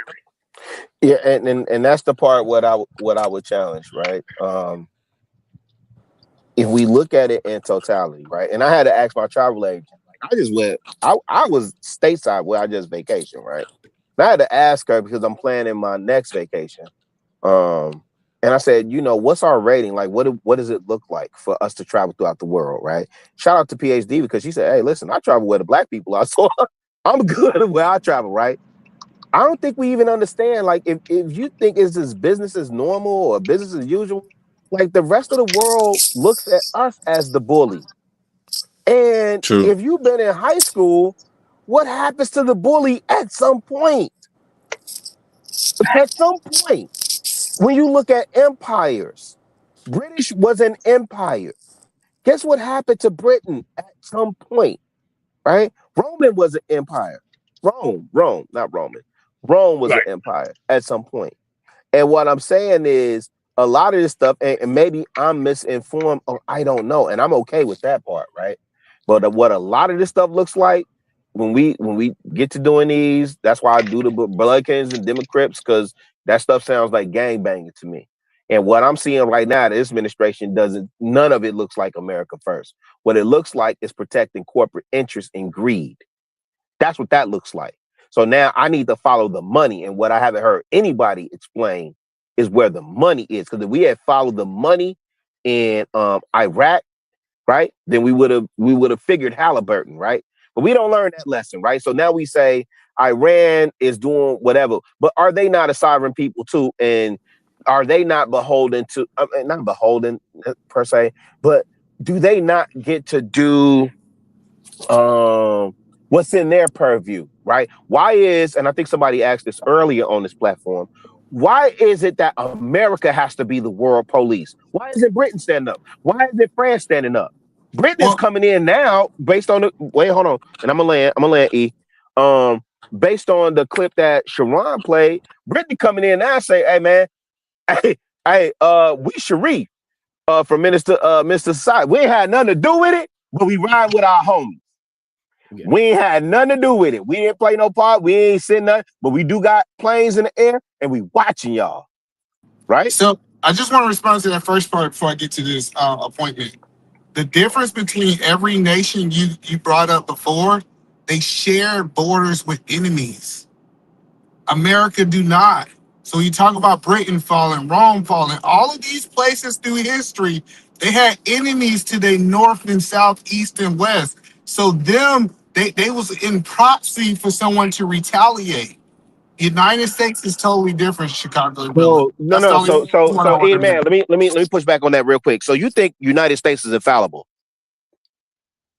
I think you think so. Just like by your lived experience, and I could take it from just like gang experience, right? I could tell you how gangs share borders with other people, but when you click up and bully enough people, and they say I done had enough, and they all break down whatever treaties, whatever differences, whatever disagreements they have, and say, no, we going after this one. Because the also comment that was made earlier that Brownsville agreed with, that America is Mike Tyson in his prime. Right? Mike Tyson got bullied. I think you're missing it though. So I know I'm always missing it. Everybody always missing it. No, listen, for you to get to America is one of the hardest things to do. It's not like it's not this imaginary line I can go through overnight. I know. So what I'm saying is, if everybody clicked up in your world, everybody clicked up with us, we still have an ocean to defend us. If they make it to America, we still got mountains that we can push back. Okay, you're right. You're right. No, sir. No, listen. No, don't drop, please. I'm not arguing from the perspective of anybody attacking America. I'm not arguing from that perspective. I agree with you. We got Canada to the north of us. We got Mexico to the south. We got oceans. We're insulated, right? What I'm asking you, what I asked you, and I just need a yes or no. Do you think America is infallible?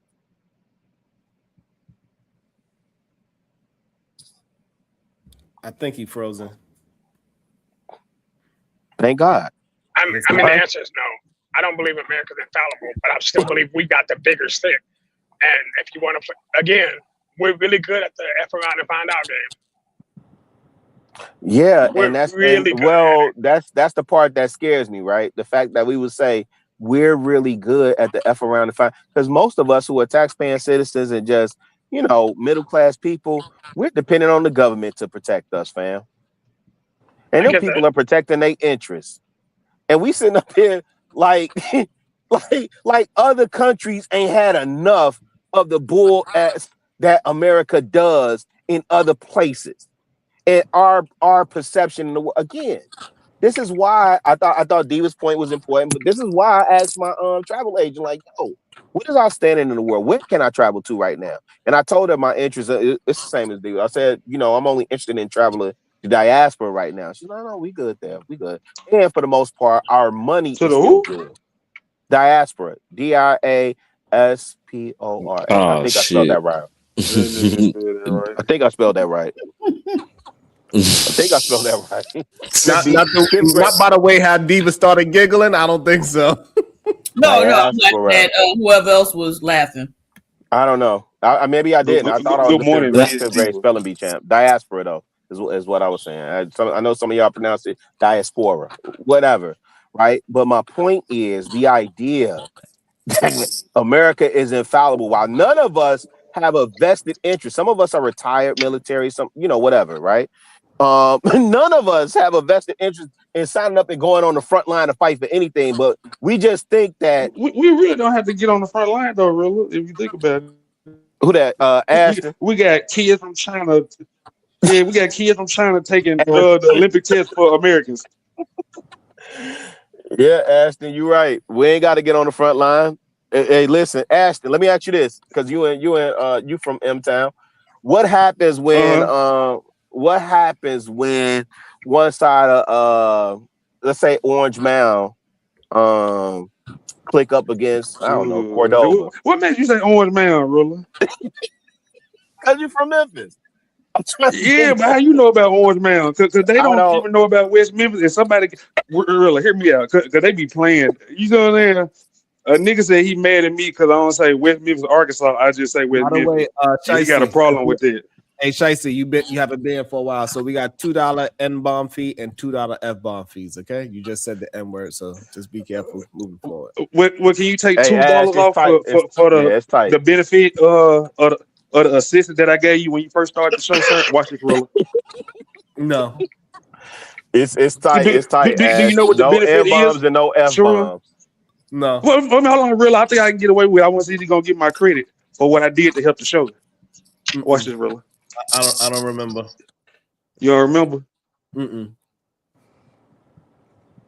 You remember we was behind the scenes. You like, I just don't know what I'm gonna do to keep this show going. Mm-hmm. Damn it! Help me, please, somebody. Mm-hmm. Ruler. And what you do? You tell me what I say. I don't remember. What did you say? Oh, okay. All right. After with your message, man, get your message tail up out of here, man.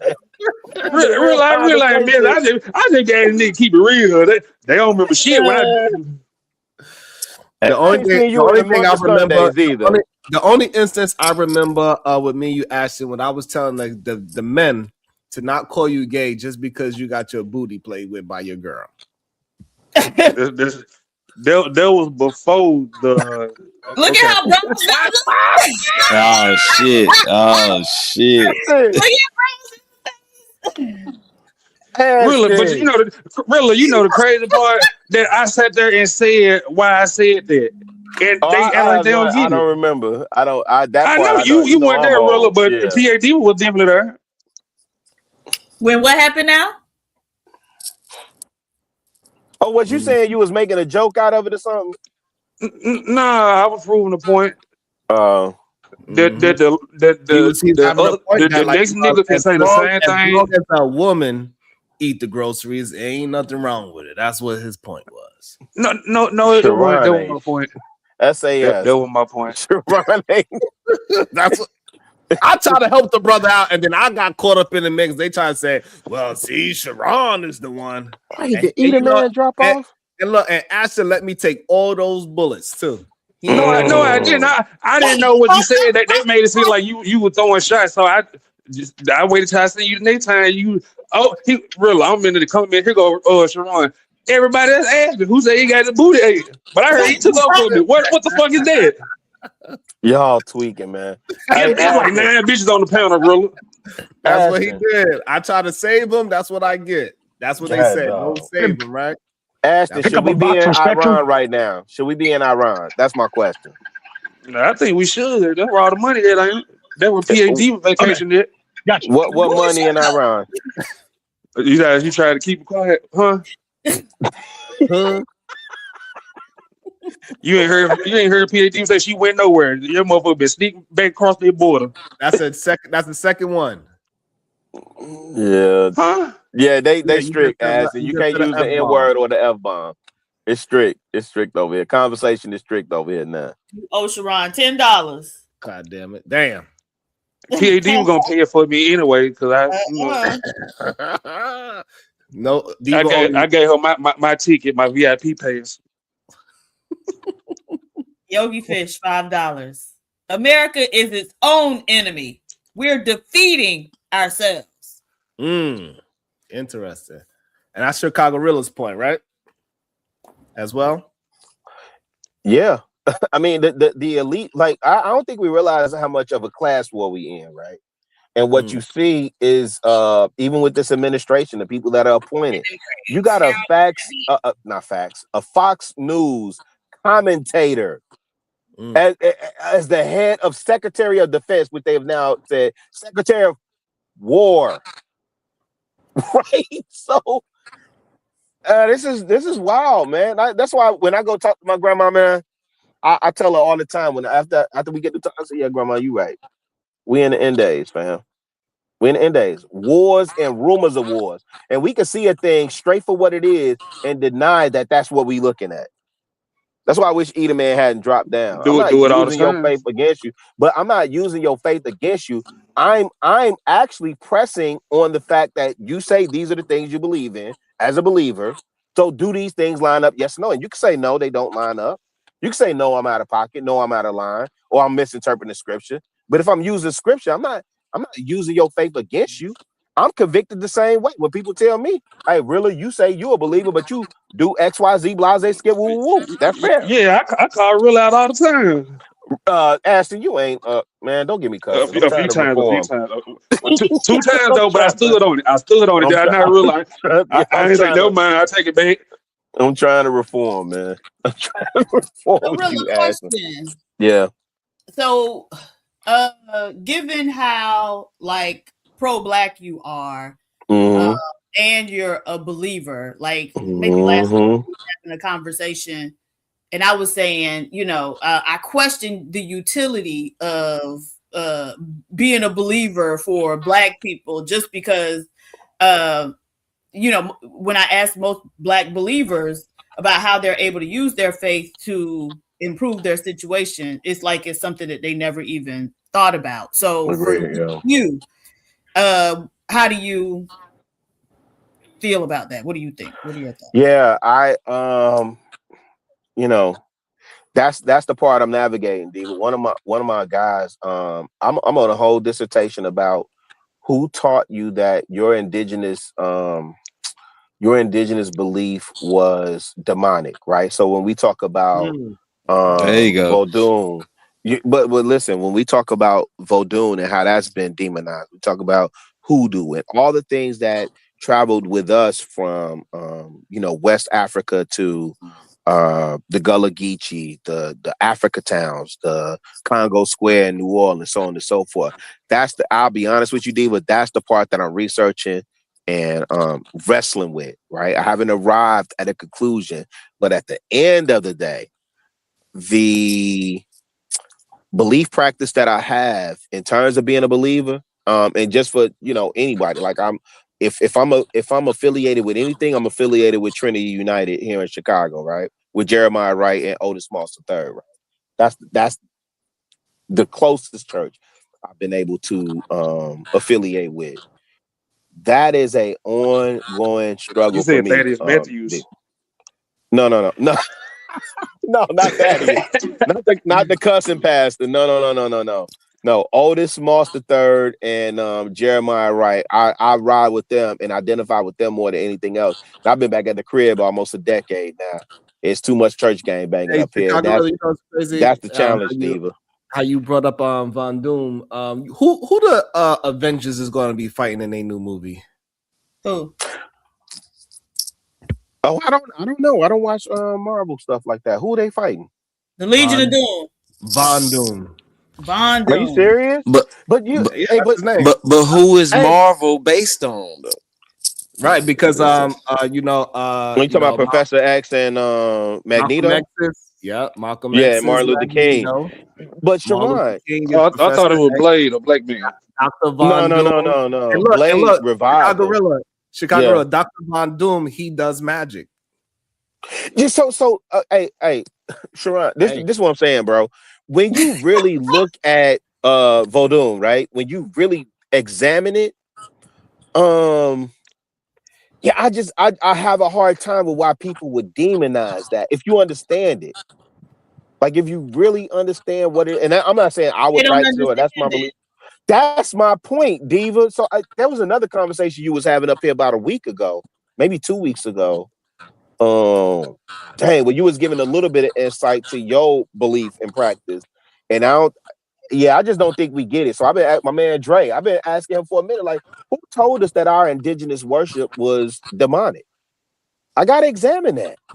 Yeah, but, who started making y'all buy crystals and rocks? What the fuck? Are you a proponent, right? Are you of the belief that the white people utilize the Bible specifically to keep black people docile and obedient during slavery. Yeah, 1000%. Yeah, Because then yeah. how do you explain Nat Turner's rebellion? That's that part, right? Because when he came into the understanding, that's the part. Some of that is what I wrestle with, because I've read the Bible like front to back, right, 5 or 6 times, right? And it's only when you come into understanding. I think it's Proverbs that talks about, in all things get under. I think it's Proverbs 4:7. Get wisdom, get understanding. You know that verse, Brownfield? I think it's 4:7. But it talks about in all things get understanding, and I think that's the part that we lack, right? Because Scripture also records, "My people perish for lack of knowledge," right? And so I think what we've done over the years, even from our grandparents, Brownsville, great grandparents, we have amplified, the parts that make us feel good. But yeah, I think that's well documented in terms of what slave owners and dominant society have did with the Bible to subjugate our people. But when you look at Nat Turner, the question then becomes is, okay, cool. He came into enlightenment and understanding. And if that's true, then we should have had a number of Nat Turners who were enlightened by Scripture and exactly the same thing. And not that there weren't slave revolts. Black people only want one leader. But I don't think that's the case. Retort to that, Rilla, I disagree, Rilla. the retort to it, right, Yeah. is that everybody who claimed to be enlightened by the Scripture really isn't, right? I agree with that. Yeah. There's a small minority of people who actually study the Scripture and try their hardest to follow it, right? Yeah. And I think that's what muddies the waters, because we all get lumped in the same box, right? Yeah. As well, they'll say, well, if the brother over there is a Christian and he's saying and doing these things, then that is a reflection of you as well. And that's the part that I don't rock with. You know what I'm saying? That's why I say it's an individual walk, right? And I think that's what Nat Turner showed, is that he was inspired, through the Scripture individually to rebel. He really believed God told him to do this through the Scripture, and when he got that sign, he went and handled his business. But why aren't more of y'all getting the sign though? That's the Rilla made that point, and so we know that there's something going on, right? Even in the sense of when Black people talk about the Bible and its description for mistreatment, what they will typically quote is the turn the other cheek scripture, right? But who, black women or servants be subjected to your I'm about to drop you. Chill out. So there are scriptures in the Bible that tell you, hey, it's the time to go to war. You got to mount up, get your shit, and go over there. I don't care if you outnumbered. That's where your faith come in. You can do it, right? But that's not what we hear from Black Christians or Black believers. It's always the turn the other cheek and forgiveness, but it's a time for everything. But that's not necessarily true, right, Diva? Because part of the people who spearheaded the civil rights movement and said, no, we're going to challenge this authority, was spearheaded by the Black church of that time, along with the Nation of Islam, right? They came together and said, you know what, we're no longer going to accept this, right? And if we have to sacrifice our freedom, if we have to sacrifice being sick, thrown by dogs, etc., we're going to do that, right? And our Scripture is going to lead God and direct us to that end, right? But their Scripture led them to nonviolence. My question to you, Diva, and you're astute enough to answer this question, and I think you have enough experience to answer this question. You've been to a multitude of different countries in Africa, right? And that is where Black people are more populated, right? Mm-hmm. And some of them have different religions, right? Mm-hmm. Right. So why are they more subjugated in their own countries than Black Americans are? Because of the same reason, right? Many of them are Christian. And I'm talking about the ones who aren't Christian. Right. Okay. So again, they have allowed somebody to come in with a doctrine that they prioritize over their own self-interest. Right. But why couldn't they use the doctrine of their people, like the whatever scriptures that they follow from, for 5,000 years or whatever? Why couldn't they utilize that doctrine to overcome being oppressed? Right, because many of them don't subscribe to that doctrine any longer. Right? In some of the countries, you can't say that you're doing that type of stuff. Because I would argue. Well, you got Ibrahim Traore. That as far as Black people in this country, we are more empowered than Black people anywhere else in the world. Mm-hmm.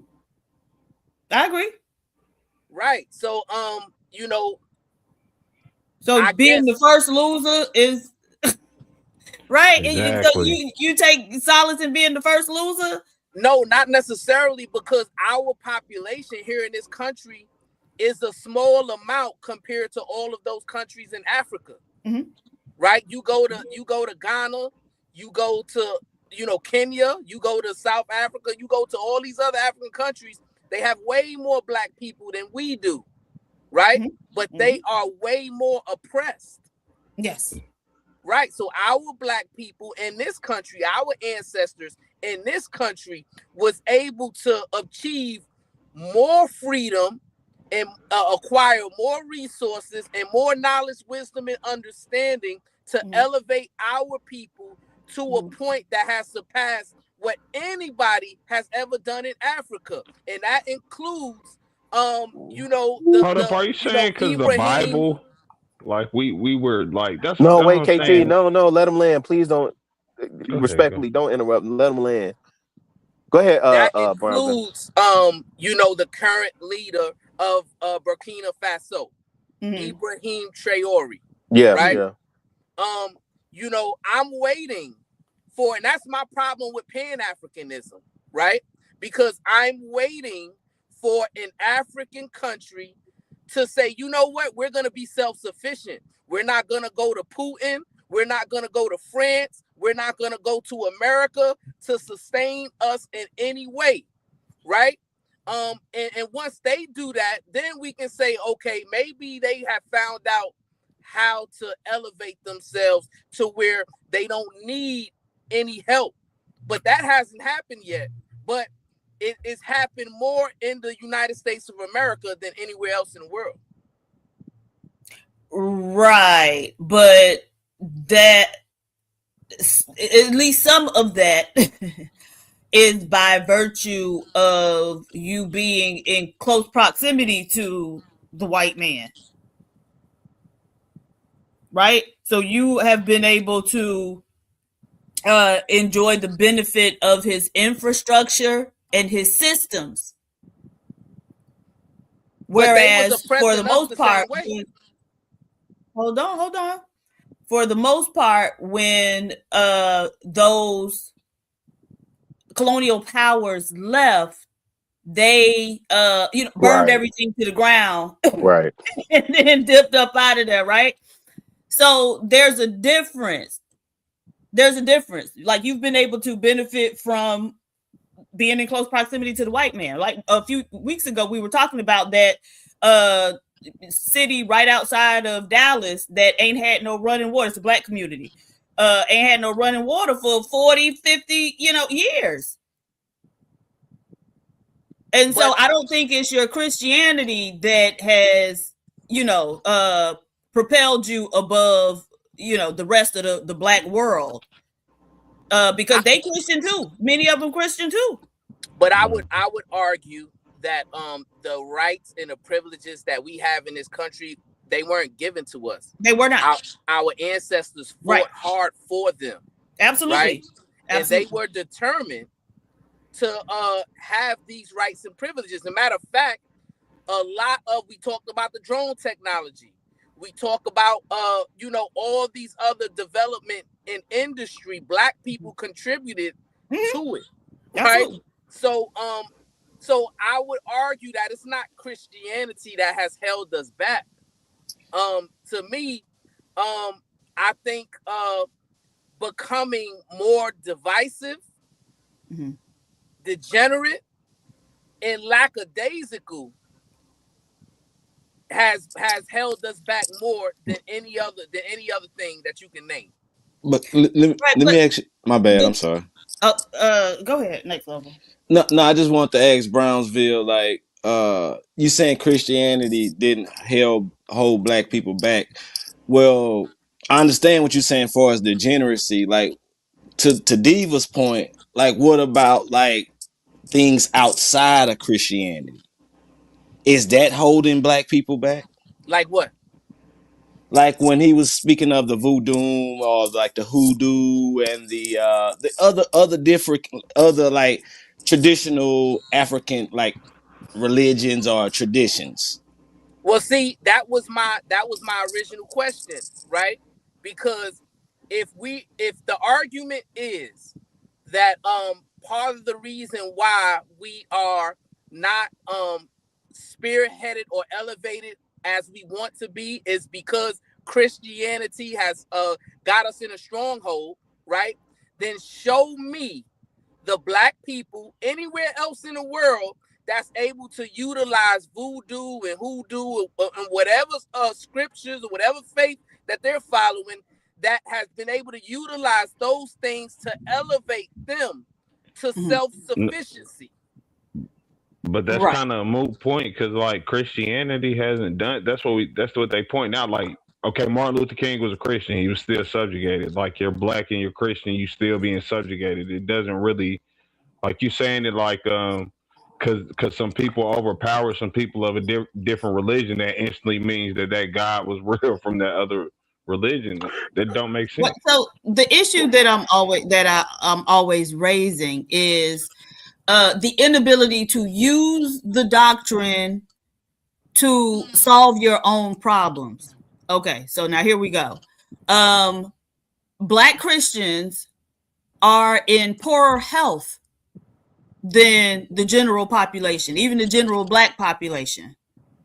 More likely to be overweight. Yeah. To have metabolic syndrome. Yeah. Because there was a church initiative during 2020 when the infection was going around, because they were finding that Black Christians were more likely to die from the illness. And it's not funny, but like just imagine that. But right, and so even in there, in the scripture, it tell you there's a part that tells you your body is not your own. You was bought with a price. Glorify God in your body. And now I'm paraphrasing it, right? Yes, So yes. but for these people to be in the poorest health, you get what I'm saying? And so how are you not able to do that when the contrast is a lot of people who practice those diasporic religions or whatever are much more likely to be vegan, just because one of the core values of that those type of belief systems is harmony with nature, right? And self-reliance and living off nature. And so in that way, you're gonna typically find that people who believe in the black stuff would probably be healthier, all other things being equal. But even in the Bible, Diva, it'll go back and it tells you don't eat meat with the hoof. Mm-hmm. It gives you different dietary advice. You know what I'm Right. saying? Eat things that And has very a few seed. people follow it. And that's Right. what I'm And saying. It's what about I'm- what what I'm people saying- focus on. Right, but what I'm saying is, even that's what I'm saying. That's my whole issue, right? Is we are calling people Christians who really not following it, Okay. right? So if you're not following it, to me, you're not really a Christian, right? But we got people that wear the name, but they ain't following it, right? So eating healthy is also a part of the Bible, but I would argue that that there's not really a correlation between the issues in health when it comes to Black people with Christianity, because I believe that more people are influenced by you know, everything outside of Christianity, by social media, by what they're seeing and watching on TV, you know, by just being lazy, not wanting to cook. They're eating fast food. You know, it's a lot of bad habits, right, that really don't have anything to do with Christianity. It just has to do with the lack of knowledge, wisdom, and understanding to do things that are healthy. But healthy habits are also in the Bible, you know. So that's the thing. If they read it and they study it and they understand it and they follow it, then they will be more healthy, not just mentally, not just spiritually, but also physically. You wearing a